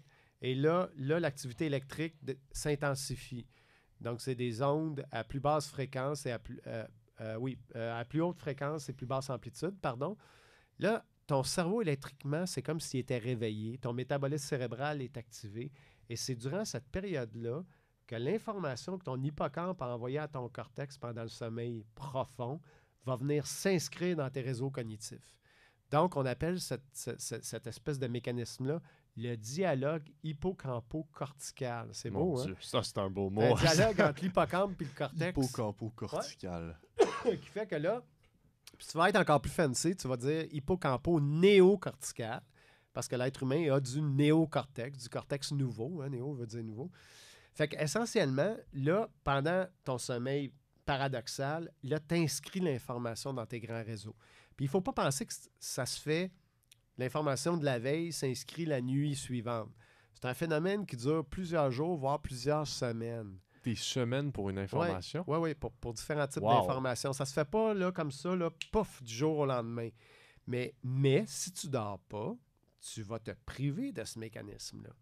Donc, l'idéal, c'est pas couper son sommeil, faire des sessions d'études qui ne dépassent pas 2 heures, puis ça devrait être pas mal bingo pour la rétention de l'information. Ça fait le contraire de ça. Hein? Je vais expliquer un peu. Premièrement, je vais dire, il y a une personne qui, entendant ça, va dans quelques semaines, me texter. Tu sais, je te l'avais dit. C'est pas grave. Mais non, ben disons que moi, là, je vais entrer un peu dans le personnel, pourquoi pas, hein, pour faire un parallèle. Cette semaine, j'ai eu une session d'examen plutôt mal euh, organisée en horaire parce qu'on avait 3 examens, un mercredi matin, un jeudi soir, un vendredi matin Oh. et un le samedi d'avant. Et c'était quand même une session chargée. Fait qu'on finissait les cours vendredi, paf, samedi matin, un examen. Puis là, paf, les 3 derniers examens, c'est mercredi, jeudi, vendredi. Et tu sais, il y a une autre semaine d'examen la semaine prochaine, mais moi, j'ai déjà fini. C'est le fun, mais c'était un peu taxant. Puis moi, ma façon de réviser, c'est que je révise une fois par moi-même, genre la semaine d'avant. Je vais poser des questions à un prof. Et là, je vais réviser avec mes amis, soit 2 jours avant, soit la veille de l'examen. On va essayer de faire toute la matière, faire une bonne nuit de sommeil, arriver à l'examen. Et moi, tu sais, j'ai pas à me plaindre. Je pense que j'ai aussi une certaine facilité à l'école. Mes notes vont très bien. J'ai toujours fonctionné comme ça. Mais le problème avec cette méthode, c'est que quand tu veux le faire parfaitement, tu veux réviser toute la matière avant l'examen. Donc, deuxième séance, t'es avec tes amis, ça prend plus de temps. Mhm. L'arrogance fait en sorte, l'ego fait en sorte que non, il est rendu de minuit, on n'a pas fini, on y va jusqu'à 1 heure. On va se coucher 2 heures, ok, on se lève à 6h30, 4h30 de sommeil. C'est pas optimal, c'est vraiment pas Ben, optimal. écoute, Ça, j'ai fait ça pour 3 des 4 examens, tristement, 4h30 de sommeil. mais moi, Paul, quand j'étais étudiant en médecine, j'ai toujours fait ça aussi. Là. Fait que Tu sais, juste c'est qu'on se c'est comprenne. après, avec la perspective qu'on C'est juste réalise. que quand tu réalises comment ça fonctionne, là, tu te dis, ouais, c'est pas Shit. idéal. Mais je pense qu'il y a beaucoup d'étudiants à l'université qui travaillent comme ça. Là. Ouais, ben c'est pas optimal. J'essaie d'avoir des périodes. Cette semaine, ça a vraiment été une exception à la règle, mais j'essaie d'avoir des périodes où est-ce que je vais dormir bien sur les examens et surtout courir, aller au gym, m'entraîner pour pouvoir m'échapper. J'imagine que ça fit dans le processus. Clairement. Ah ouais. Un esprit sain dans un corps sain. Il y a des adages comme ça qui sont clichés, mais qui sont tellement vrais. Là. Il y a une raison que ça reste. Mhm. Tu sais. Puis là, on parlait... on avait commencé avec les saisons du cerveau. Et là, on est allé dans les études, et ainsi de suite, les techniques. Les saisons du cerveau, on a parlé de la jeune... être jeune, où est-ce qu'on voit tout en noir et blanc. Et ça, je me rappelle beaucoup. Mon père aurait pu te dire que moi, quand j'étais plus jeune, les dilemmes moraux, je voyais ça très noir et blanc. Donc, ça menait à des arguments qui n'avaient pas beaucoup de sens de ma part, mais qui étaient explosifs à la table de dîner. Je pense qu'on est tous passés par c'est là. ça, c'est dans ce moment-là qu'on se développe le plus. C'est quand on a tort, mais qu'on défend à cœur notre position, ou pas tort, mais quelque peu. Et drôlement, moi, je réalise de plus en plus que tout ce que je pensais était fixé est une zone grise en réalité. Il n'y a que du gris, en fait, C'est ça qui est bizarre. C'est ça la grande vérité d'entrer dans le monde adulte, j'ai l'impression, c'est qu'absolument tout est... on peut le prendre d'une perspective différente, puis ça donne... Je pense que ça donne une certaine compassion pour toute opinion autre. L'autre chose, c'est... oui, puis prends un argument contre quelqu'un en gardant l'esprit ouvert, puis des fois, ça va te permettre de moduler ta propre perspective. Moi, je suis dans le milieu de la santé, puis pendant la période pandémique, j'ai des amis qui étaient un peu anti-vax. Ouais. Puis au début, je me braquais toujours. Là, ça doit être difficile pour toi, surtout. Ouais, c'est confrontant. Tu sais. Moi, j'étais rendu à ma 4e dose de vaccin, puis eux autres, ils n'avaient pas eu parce qu'ils pensaient que le vaccin était dangereux. Puis... Mais, ceci étant dit, tu prends le temps, premièrement, tu te calmes, tu t'assois, tu écoutes les arguments. Et là, ouvert d'esprit, pas juste en attente de réponse. Ouais, puis ton but, en fait, dans une discussion comme ça, ton but, je pense, il faut pas que ça soit de gagner à tout prix parce que ça va pas fonctionner. Non. Tu vas pas faire changer d'opinion les gens. Mais tu essaies d'argumenter intelligemment, puis des fois, on se retrouve sur un terrain d'entente. Tu sais? Ça, c'est le fun. Et en fait, il faut viser ça, idéalement. Il y a quelque chose, la raison même qu'on a commencé ce podcast, c'est là quelque chose que tu as dit m'avait vraiment frappé, c'est quand tu as dit on était rapide, c'est plus jeune, à mettre de côté des opinions adultes. Ah, qu'est-ce qu'ils font avec l'environnement? Voyons donc, sont caves. Exact. Et moi aussi, et encore aujourd'hui, je pense mais il y en a qui sont caves. Ouais, non, on va pas se le cacher, il y en a qui sont caves. Regarde ce qui se passe aux États-Unis avec les républicains et la gang de Trumpistes. Là. Il y en a qui sérieusement, sont vraiment stupides, ces gens-là. Là. Mais ce que j'aime, en fait, quand tu as dit ça, c'est que nous, notre but avec ce podcast, c'est d'offrir des perspectives un peu de... On trouve qu'aujourd'hui, on est très rapide, surtout jeune, à mettre de côté des opinions et des perspectives qui peuvent être sages, qui peuvent être intéressantes. Fait que notre but aujourd'hui, c'est un peu de faire ce pont-là entre des apprentissages et perspectives diverses pour des gens qui peuvent en avoir besoin, qui peuvent en bénéficier. Et donc, on parlait justement de... En fait, de quoi on parlait? On était juste avant Trump, là, avant que je fasse ce petit parallèle. Je m'excuse. Ah oui, oui. Les conversations avec, par exemple, des gens plus anti-vax ou au moins qui argumentent. Mais moi, j'ai certains membres de ma famille qui... ils n'étaient pas, je pense, anti-vax. Plus, et moi, je les aime de tout mon cœur. Et ils argumentaient plus à l'idée que l'utilité était moins grande pour eux. Puis là, il y avait évidemment le débat de oui, mais on vit dans une société, blablabla. Et puis, c'est en parlant, en fait, en se forçant à parler avec des opinions contradictoires qu'en effet, on réalise que premièrement, notre position de base est peut-être pas aussi noire et blanche. Tellement. Et après que, en catégorisant les gens, c'est très facile de catégoriser aujourd'hui. Donc, par exemple, prenons Trumpistes, parce que je vais argumenter que pas tous les républicains sont des Trumpistes. Non, t'as raison. Mais c'est ça. J'aurais dû spécifier les républicains Trumpistes, les MAGA. Les chapeaux rouges. Là. Ouais. Mais c'est ça, mais dans le fond, c'est en catégorisant, c'est très facile de... Et aujourd'hui, ça se passe tellement beaucoup. On catégorise et on diminue les opinions par le simple fait qu'on les a fixées dans une catégorie, mais si on pouvait seulement se permettre de parler, être ouvert d'esprit, parce que le but d'une discussion, n'est-ce pas, de créer et de s'instruire à deux plutôt que d'essayer de gagner. Et moi, je dis ça, mais je suis quand même en droit, là, fait que c'est pas toujours là, quoi. Mais c'est... Non, exact. Puis, tu sais, je réalise qu'il y a une polarisation qui est de plus en plus présente dans la société. Tu sais, on le voit beaucoup aux États-Unis, mais la vérité, c'est qu'on le voit chez nous aussi. Ah oui. Puis, je pense que moi une inquiétude de plus vieille génération, une inquiétude de ma part, c'est comment vous, les jeunes, votre génération, vous allez chercher votre information. Ouais. Puis, tu sais... Il n'y a jamais eu autant d'informations, ce qui inclut, il n'y a jamais eu autant de mésinformations accessibles rapidement. Là. Exact. C'est fou. Exact. Puis, tu regardes ce qui se passe avec Meta, là, qui a coupé les sources journalistiques, les relais de médias traditionnels à sa plateforme pour des questions de redevance. Là, les gens qui ne s'abreuvaient que sur Meta vont être exposés à quoi pendant cette période-là? Maintenant que les sources journalistiques officielles ou traditionnelles sont disparues. Moi, je suis très inquiet de ça. Là. Je pense que vous lisez moins un peu les médias traditionnels que nous, on le faisait jadis. On a eu un débat en classe avec ça, mais c'est en effet, moi, mes sources d'information, pendant que je suis dans ma session, c'est juste mes livres de droit, là, mais sont très différentes pour apprendre des événements courants que ce que c'était avant. Et là, Charles-Antoine me tuerait si je n'amenais pas le sujet, justement, de ChatGPT. Oui. Ça, c'est une source d'information qui est, on va appeler ça, intrigante, épeurante et inspirante tout en même temps. All of the above. Exact. Ouais. Alors, je pense qu'il y a des grands bénéfices à être attendus. Et en effet, pour des petits trucs, pour des tâches administratives, c'est incroyable comment ça facilite la vie. Mais là, il y a eu des corrections qui ont été faites. Mais je me rappelle, tu pouvais poser une question et il sortait quelque chose de pas exact. Ah, il se trompe encore à l'occasion. Mais c'est ça. Puis après, mais il sort ça d'une façon tellement présentée de manière officielle que c'est tu dis la vérité, ChatGPT, instruis-moi. Il faut comprendre ce qu'est ChatGPT. Hein? On dit un agent conversationnel.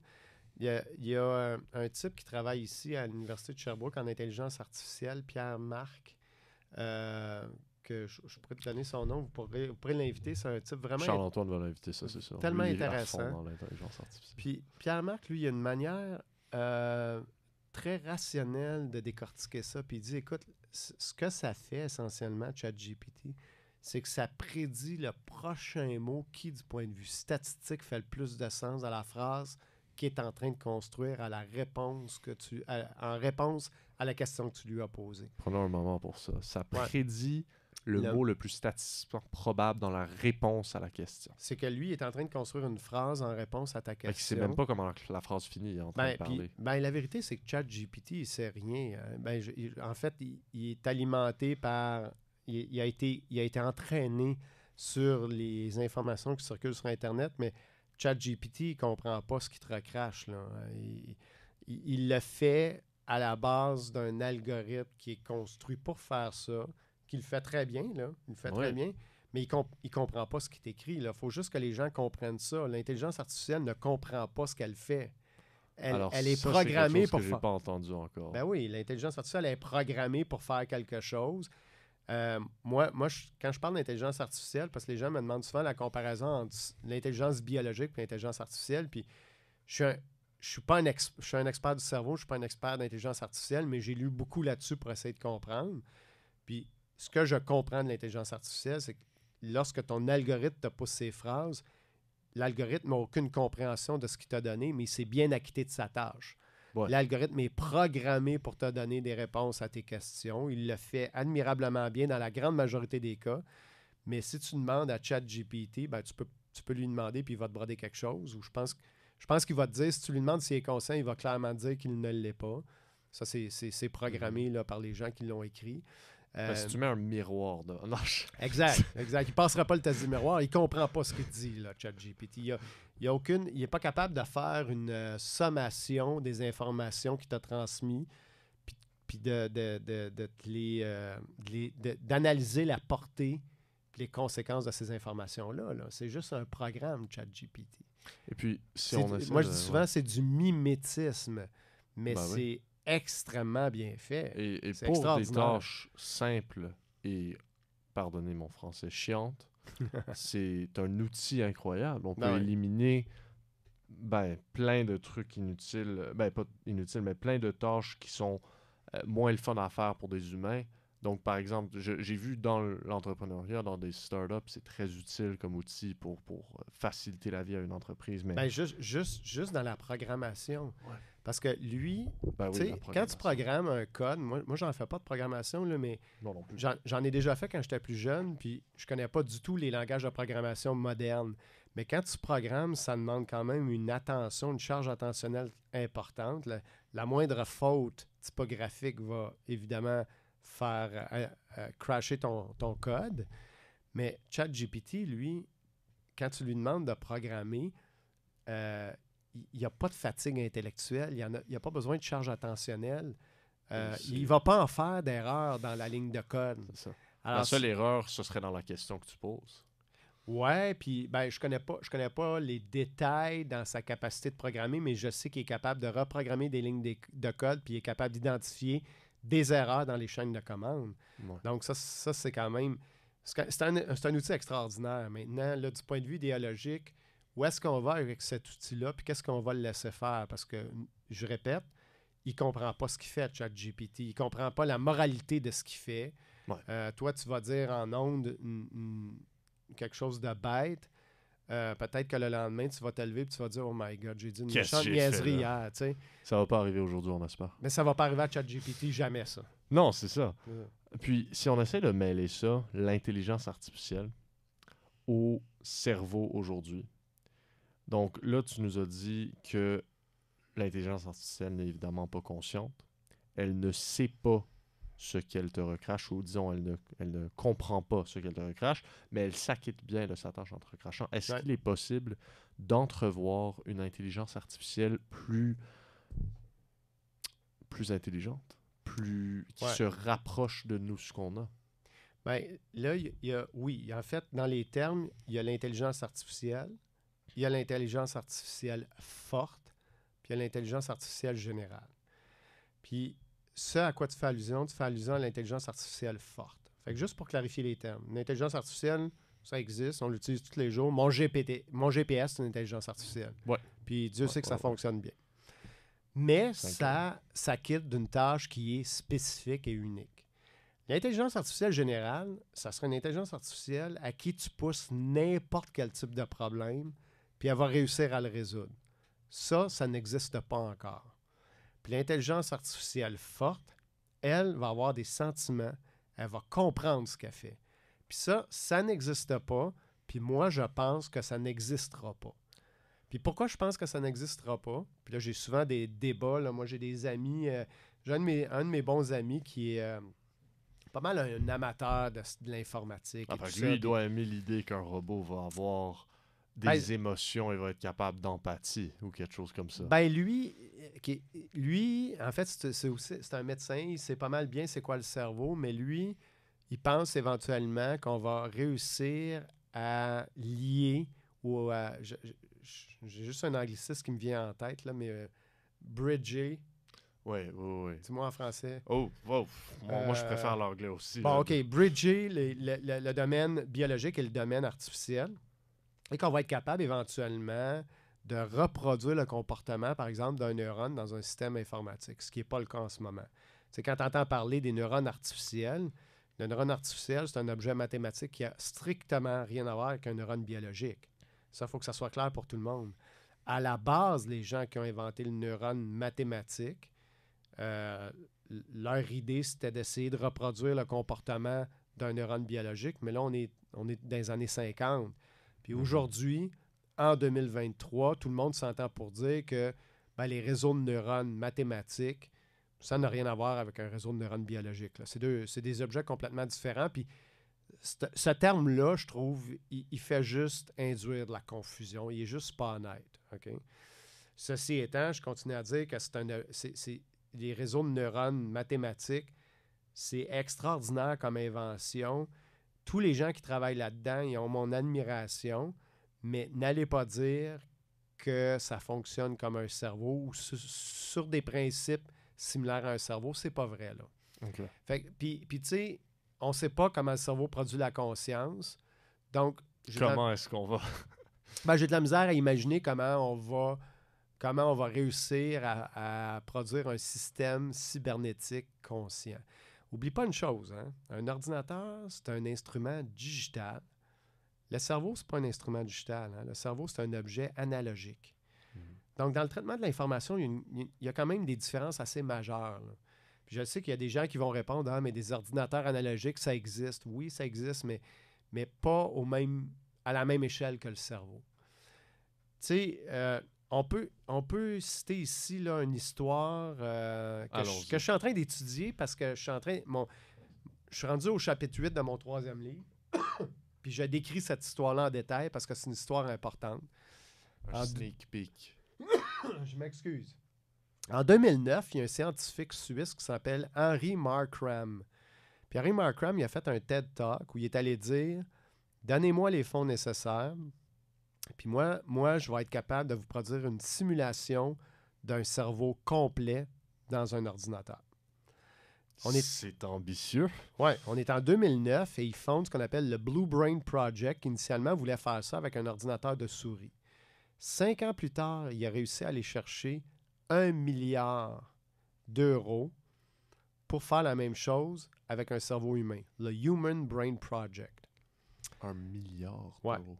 Et 3 ans après avoir eu ce milliard-là, il s'est fait destituer de la tête du consortium parce que justement, les gens se sont mis à comprendre que ça allait nulle part, son entreprise.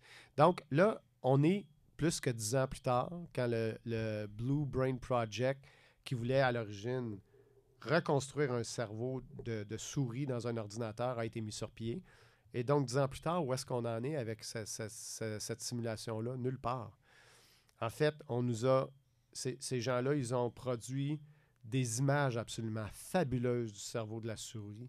Ils nous ont montré des modèles, ils nous ont montré des simulations, mais on ne sait toujours pas. Premièrement, ils n'ont pas reconstruit un cerveau complet. Ils n'ont pas été capables de faire ça, de un. Puis là, on parle du cerveau de la souris, pas du cerveau humain. De deux, qui, j'imagine, est plus simple.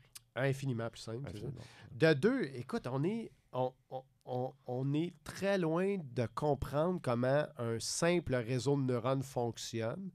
Ça fait que comment vas-tu faire pour simuler 100 milliards de neurones avec 4 fois 10 à la 15 connexions dans un cerveau humain, alors que on regarde un simple réseau de neurones de 30 neurones et on n'est pas capable de prédire comment ce réseau-là fonctionne.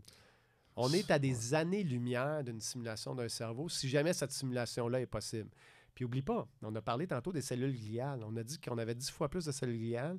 Puis on a dit que dernièrement, on avait découvert que ces cellules-là participaient aussi aux différents principes Dernièrement, cognitifs. impliquant qu'on comprend toujours pas exactement comment. Puis ça n'a jamais été modelé, ça n'a jamais été considéré dans la simulation d'Henry Markram. Donc, il y a beaucoup de choses qu'on rate dans nos modèles présentement. Ben, c'est des modèles qui sont tellement simplistes que ne sont pas du tout réalistes. Puis tu sais, en fait, les gens qui seront intéressés, vous pouvez juste aller voir sur Internet puis t'appeler The Blue Brain Project Failure. Vous allez voir, il y a une tonne de papier là-dessus. Les gens, la conclusion 10 ans après, c'était pour dire que ça avait été un échec monumental puis un gaspillage d'argent spectaculaire. Ils ont produit des images extraordinaires. Ils ont produit un énorme papier, un gros papier qui est paru dans Cell en 2015. Mais la plupart des gens qui regardent ce papier-là disent ben ça donne absolument rien. C'est beau, c'est un beau papier, il y a énormément de travail là-dedans, mais ça n'a aucune retombée pratique. Ouais. Puis si je pourrais offrir une résistance, si on veut, Sure. c'est la beauté de toute discussion. La manière que tu parles, on dirait qu'il y a beaucoup des contraintes qui est on comprend pas encore assez, donc comment pourrait-on comprendre? Là, si on se... Je vais nous redonner du temps. Si on imagine que l'environnement va survivre aux humains ou que les humains vont survivre à l'environnement, qu'on est encore ici pour un autre million d'années ou quelque chose, Certainement. tout est possible. Absolument. Mais là je parle, Mais- là, je vais dans la nuance futur potentiel un peu Ben, impossible. attends, tout est possible, peut-être pas. Je vais m'expliquer. Il y a un courant de pensée philosophique qui s'appelle le mystérianisme. Puis le mystérianisme, là, ce que ça dit, c'est qu'il y a des problèmes qui sont infiniment trop complexes pour que le cerveau humain puisse les résoudre. Le Big Bang, l'origine de l'univers, l'apparition de la vie sur la planète, l'évolution du cerveau seraient des problèmes de cet ordre-là. L'apparition de la conscience, potentiellement aussi. Donc, il y a quand même ce courant de pensée-là qui fait un peu de sens, qui dit, écoute, c'est tellement beaucoup trop complexe qu'on ne pourra jamais le résoudre. Mais si on est optimiste, on peut se dire, regarde, si on se donne assez de temps, puis si on se donne les outils, ben pourquoi on n'y arriverait pas? Là? Mais c'est pas pour demain la veille. Non, c'est ça. Puis je ne sais pas si tu connais, il y a un futurologue américain qui s'appelle Ray Kurzweil. Ça me dirait. C'est un peu un Elon Musk, là, un entrepreneur, ingénieur. C'est souvent des ingénieurs. C'est souvent des ingénieurs électriques ou informatiques qui, eux autres, sont plus intelligents que nous autres puis ils comprennent donc comment ça marche, le cerveau. Là. Moi, ça me fait bien rire, lire des livres là-dessus. Là. Mais bref, tout ça pour dire que Ray Kurzweil, il nous a prévu, lui, la singularité technologique pour 2045. Puis il nous a dit qu'en 2029, il y aurait clairement des ordinateurs pensants sur la planète. Ça va pas arriver, là. Ça, on a 7 ans, là, 6 ans pour se rendre. Ouais, puis la singularité technologique, ce que ça veut dire, c'est que l'ordinateur, la technologie nous dépasse, l'ordinateur devient un système auto-apprenant pensant qui a plus besoin de nous autres, là. Ouais. Fait que, tu sais, regarde, je veux bien, là, mais ça, c'est des scénarios de science-fiction. De manière plus terre-à-terre, il y a un type qui s'appelle Matthew Cobb qui a écrit un livre en 2021, The Idea of the Brain. Puis lui, il dit, là, c'est pas compliqué. Lui, c'est un neuroscientifique, là. Puis il dit, regardez, c'est tellement complexe le cerveau. Les neurosciences, en ce moment, on frappe un mur, puis on a pour au moins 100 ou 200 ans avant de dire qu'on fait des avancées significatives dans notre compréhension du cerveau. Fait que, tu sais, je pense qu'on est loin de ça. Ouais. On est loin de ça. Ce sera pas, comme tu dis, le lendemain, la veille. Non. OK.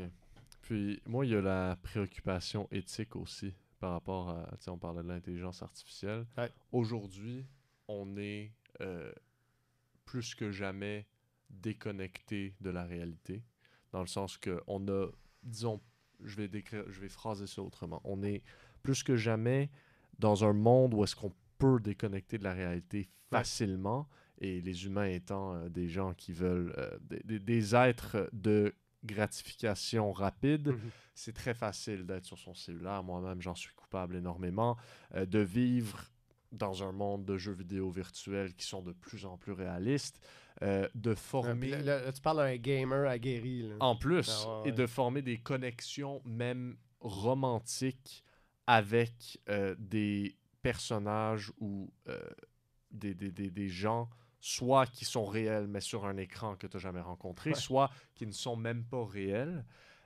Et donc moi, la question principale que je me pose quand je pense à l'intelligence artificielle, c'est oui, les avancées technologiques, oui, c'est très beau, mais si en ce moment, on a ce problème-là, imagine ce que ça pourrait devenir avec une intelligence artificielle, à quel point tous les impacts négatifs de la technologie seraient amplifiés, et cette réalité-là me fait peur. Ben oui. Je sais pas, as-tu vu le film Her Ah non, mais ça me avec, dit quelque chose, par comment est-ce contre. qu'il s'appelle? Ça me dit quelque Shoot. chose.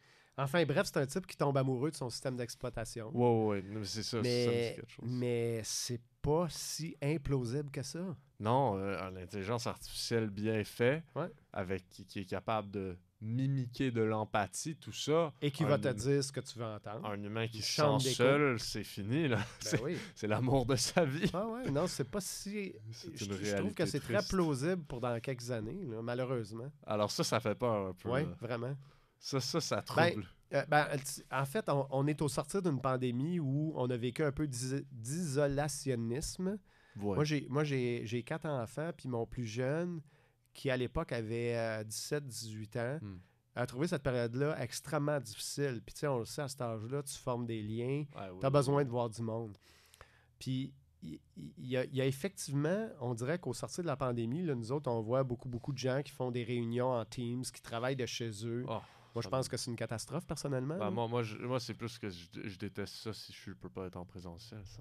Ben, en fait, ce que les études montrent, c'est qu'une relation à distance n'est jamais l'équivalent d'une relation en présence. C'est pas vrai que c'est un substitut. Je dis pas que c'est mieux une relation à distance que pas de relation pantoute, mais si tu peux être en face à face avec l'individu, c'est 100 fois préférable. Oui. Ah, non, ça fait réfléchir tout ça. Si on... Puis dans certaines sociétés, il y a une tendance à l'isolationnisme. Là. Entre autres, là, chez les Japonais, les sociétés asiatiques, là, il y a beaucoup de jeunes hommes qui s'enferment, qui vivent une vie de caverne, entre guillemets. On le voit chez nous aussi, tu vas me dire. Là, ça a l'air d'être un problème rampant dans certains pays comme le Japon. Là. Donc, il faut effectivement s'inquiéter de ça, du manque de relations entre les gens, puis de cette perte de socialisation-là. C'est facile d'ignorer ce problème quand on peut s'en échapper. C'est facilement pourquoi le confronter. Si je nous prends en dérive, là, on commence à toucher à une longue discussion. Si j'essaie de nous amener à des plus grands concepts, j'aimerais qu'on tacle un défi éthique par rapport à ta profession, par rapport à ton domaine. Est-ce qu'il y a une question éthique qui te viendrait en tête? Quelque chose qui... Oh mon Dieu, oui. Ah ouais? J'ai 1 milliard de questions éthiques, mais je vais aller tout de suite... je vais aller tout de suite avec celle qui m'est venue en tête. Je peux pas aller dans les détails, mais j'ai un patient cette semaine. Ok, c'est récent, là. On a... Pardon? C'est récent, là. C'est le fort. Oui, non, mais c'est pour ça que ça m'est popé tout de suite en tête. Là. J'ai un patient qui est rentré dans mon bureau, qui commence ses traitements pour une tumeur incurable, malheureusement, mais qui m'a demandé d'emblée l'aide médicale à mourir. Il a quel âge? Non, excuse-moi, on peut pas demander des détails. Ouais, non, je veux pas aller dans les détails, mais ça à mon avis, un âge qui mériterait qu'on considère un traitement un peu plus. Mais encore une fois, c'est une question éthique vraiment intéressante parce que suis-je, moi, pour penser ça? Je suis pas dans la peau de ce patient-là. Je ne sais pas ce qu'il vit à la maison. Puis je ne sais pas comment les déficits qu'il a, qui sont potentiellement renversables, je pense, mais comment ces déficits-là empiètent sur sa qualité de vie. Mais, tu sais, du point de vue éthique, moi, je suis très hésitant à procéder. Puis, ça me confronte énormément là, du point de vue éthique, parce que je me dis qui je suis, moi, pour réfléchir comme ça. Lui choisir d'aider à prendre la vie, ou... C'est se faire donner trop de pouvoir, j'imagine, le sentiment de... Ben, en fait, c'est pas que j'ai pas peur d'avoir trop de pouvoir, mais j'ai pas. Tu sais, l'aide médicale à mourir, c'est un geste qu'on va poser qui n'a pas de retour en arrière, bien évidemment.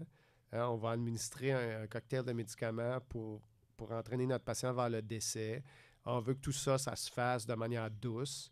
L'avantage de ça, c'est que c'est lui qui choisit le lieu, le moment, puis les gens qui vont l'entourer au moment où on procède. Puis le patient, il est atteint d'une maladie incurable. Donc, il est tout à fait candidat pour ça.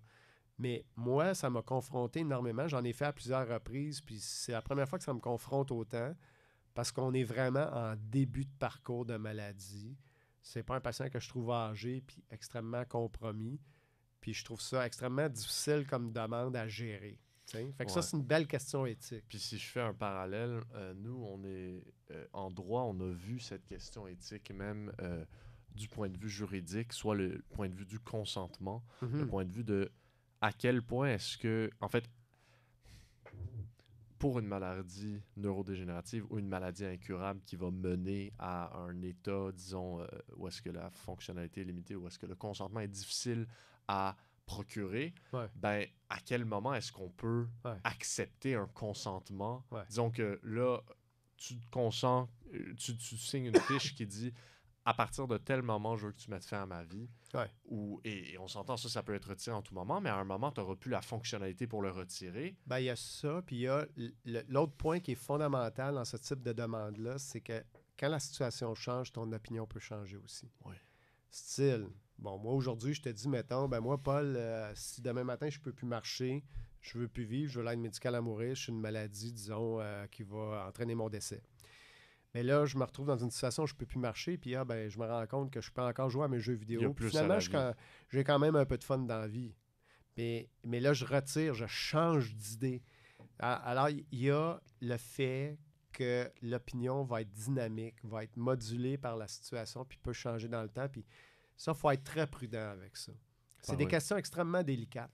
Je trouve ça très délicat. Mais moi, j'ai toujours pensé, mon opinion de base, ça a toujours été qui je suis, moi. Puis je l'ai écrit, je pense, textuellement dans mon deuxième livre, qui je suis, moi, pour empêcher, pour refuser à quelqu'un le décès dans un contexte d'une maladie incurable.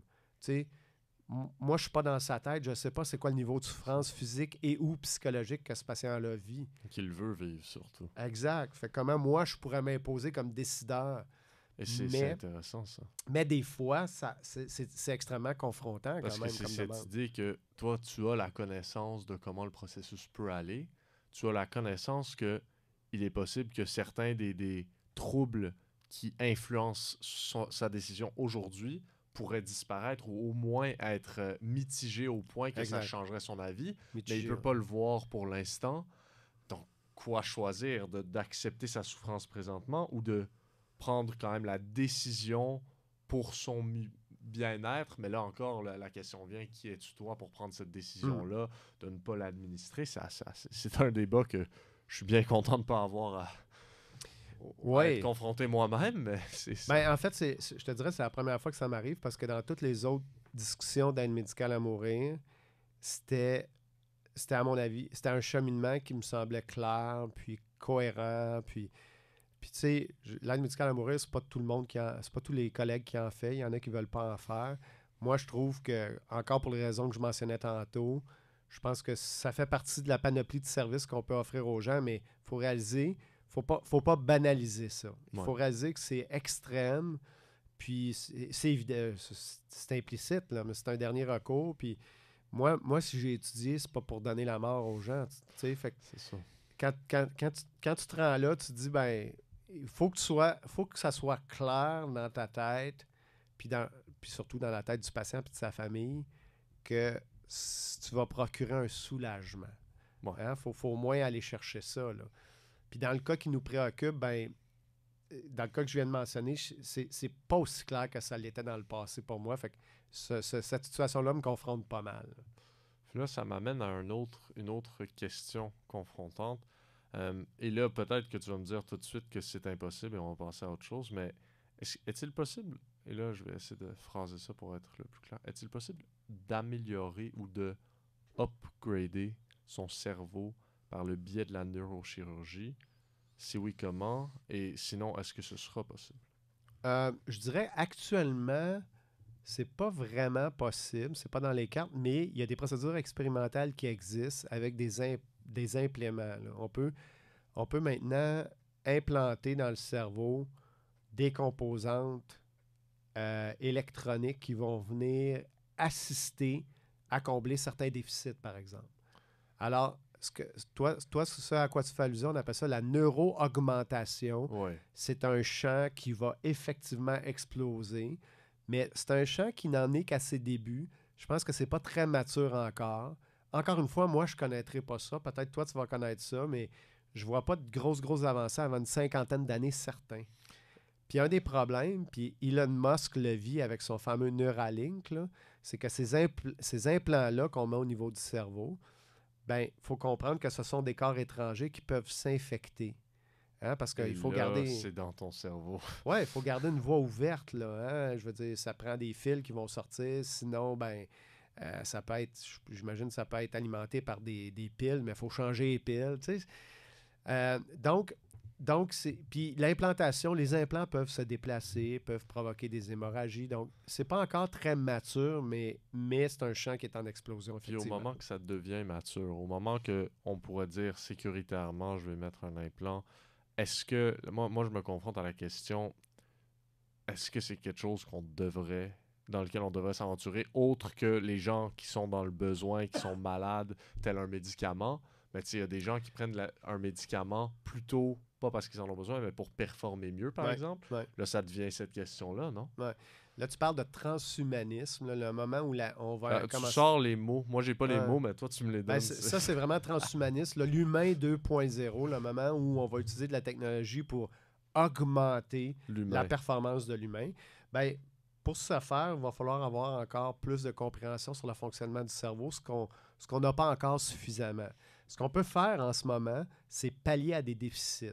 Hein? Donc, quelqu'un qui est aveugle, quelqu'un qui a des problèmes de surdité, ça, c'est des choses qu'on est capable de pallier parce que les cortex primaires, donc les cortex de la vision, de l'audition, de la motricité et de la sensibilité, ce sont des cortex qu'on comprend assez bien. C'est tout le reste. Puis ça constitue à peu près 20% du cortex du cerveau. Le reste, là, le 80% qui reste, ça, on ne le comprend pas très bien, puis on ne sait pas très bien comment ça fonctionne. Puis c'est ça qui gère nos capacités supérieures, notre fameuse cognition.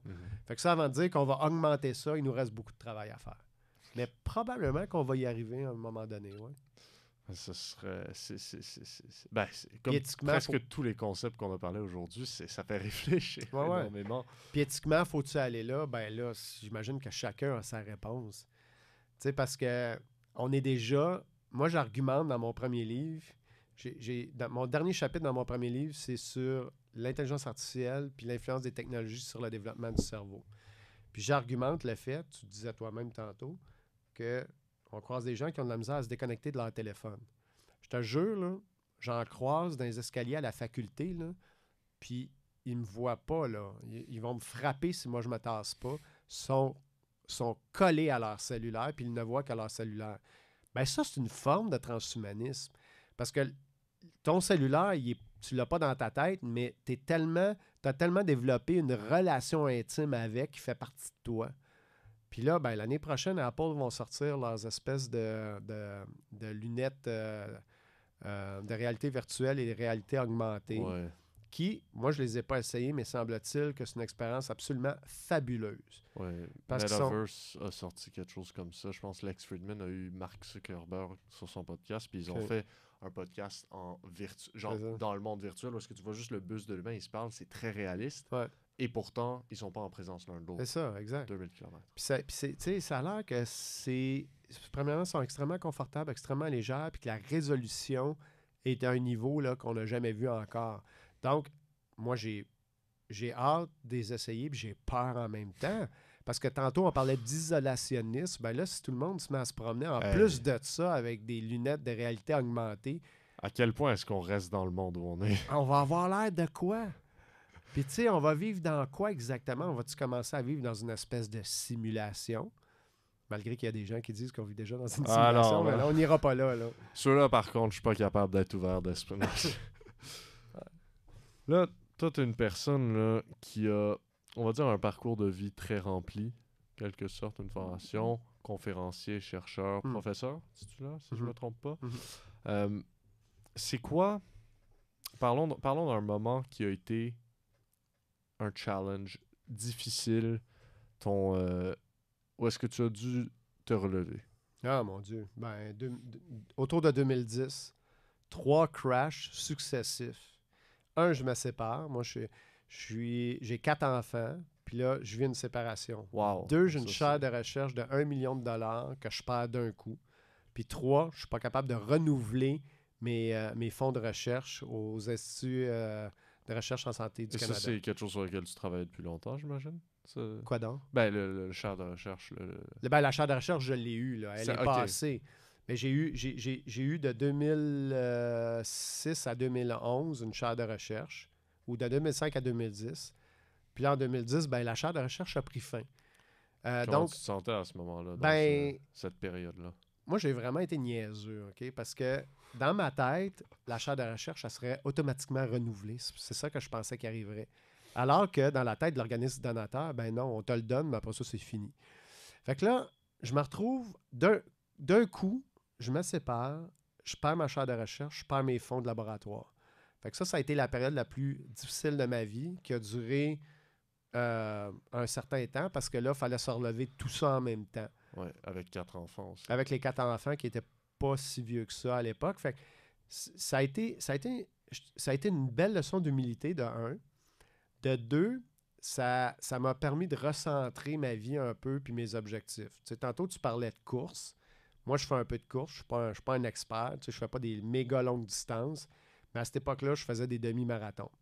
Puis là, ça m'a comme obligé à dire, bon, ben là, l'exercice physique, c'est plus optionnel. Ça rentre dans ma routine de vie, puis je le mets à l'horaire. Ouais. Au même titre que je vais chercher mes enfants à l'école, ça rentre dans l'horaire.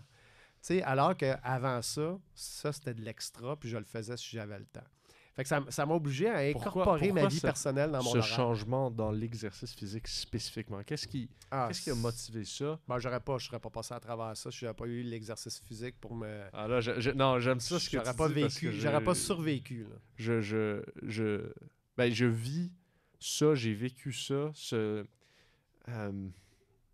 cette nécessité d'avoir cet échappatoire, la chose dans ta journée qui est stable. Ouais. À un certain sens, je comprends ça, puis c'est... Ah. Ben, t'as parlé tantôt, t'as parlé des endorphines, mais... Ça régule moi j'ai eu un problème, là, j'ai fait comme une COVID là, au début 2020, puis les entraînements ont lâché après ça, puis là j'ai de la misère à reprendre. Mais avant cette période-là, c'était tellement important dans ma vie que si je sautais un entraînement, j'étais de mauvaise humeur, puis j'étais pas parlable. Fait que tu sais, je pense que c'est vraiment important. Je pense que c'est important. Puis j'aurais pas survécu cette période difficile-là sans l'exercice physique. Puis dans cette période, qu'est-ce que, à part l'exercice physique, comment tu... Parce que là, moi je m'imagine en fait une rupture douloureuse. Je m'imagine des responsabilités professionnelles, personnelles auxquelles tu dois remplir malgré le fait que tu vis une rupture douloureuse. Et ensuite, je m'imagine non seulement ça, mais dans ta carrière, quelque chose se passe qui est maintenant, qui prend fin. Et donc, comment est-ce que tu te rends... how do you see the other side? Comment tu passes à travers le tunnel de noirceur? En fait, l'affaire, c'est que tu n'as pas le choix. Dans ta vie personnelle, tu as les enfants. Tu sais, déjà, une séparation, moi, personnellement, ce que ça m'a fait, ce que ça m'a donné comme feeling, c'est un grand sentiment de culpabilité pour ce que je faisais vivre à mes enfants. Fait que là, tu te dis, là, je vais être là pour les enfants. Donc, il y a ça. Puis deuxièmement, les patients. Parce que les patients, eux autres, ils continuent à être malades. Moi, je compte l'histoire souvent, là. Dans ma séparation, j'ai perdu 30 livres. OK? Je suis devenu, là... C'est là, il y en a soit qui vont dans l'autre sens, non, moi, tu restes pas... Personne ne reste stable. Je mangeais plus, tu sais. Puis je suis en clinique externe, puis j'ai une patiente devant moi, puis elle me regarde à un moment donné, puis elle me dit « Docteur, êtes-vous correct? » Mais la patiente, elle a une tumeur maligne, puis elle me demande si je suis correct. Là, ça va pas, là. Ben là, je me suis dit, en sortant de cette clinique-là, je me suis dit, là, ressaisis-toi, là. Tu sais, il y a du monde, t'es là pour aider du monde, puis là, ben... C'est ça. Fait que moi, c'est comme ça que j'ai réussi à passer au travers, tu sais. On dirait que c'est une certaine forme de trouver un but, trouver de la signification à son existence. Ouais, ben la signification était là depuis le début, depuis que je travaillais, mais c'était surtout le fait de dire je ne remplis pas mon mandat. Ma job, c'est d'aider le monde, puis là, regarde, là, je suis tellement piteux que je fais pas ma job comme... Ça n'a pas duré longtemps, cette période-là, là, mais ça a duré quelques semaines, certains, là. Puis là, ressaisis-toi. Puis ça, l'exercice physique, la réorganisation de la vie personnelle, professionnelle, ben ça a été un beau challenge. Tu sais, honnêtement, c'est un beau...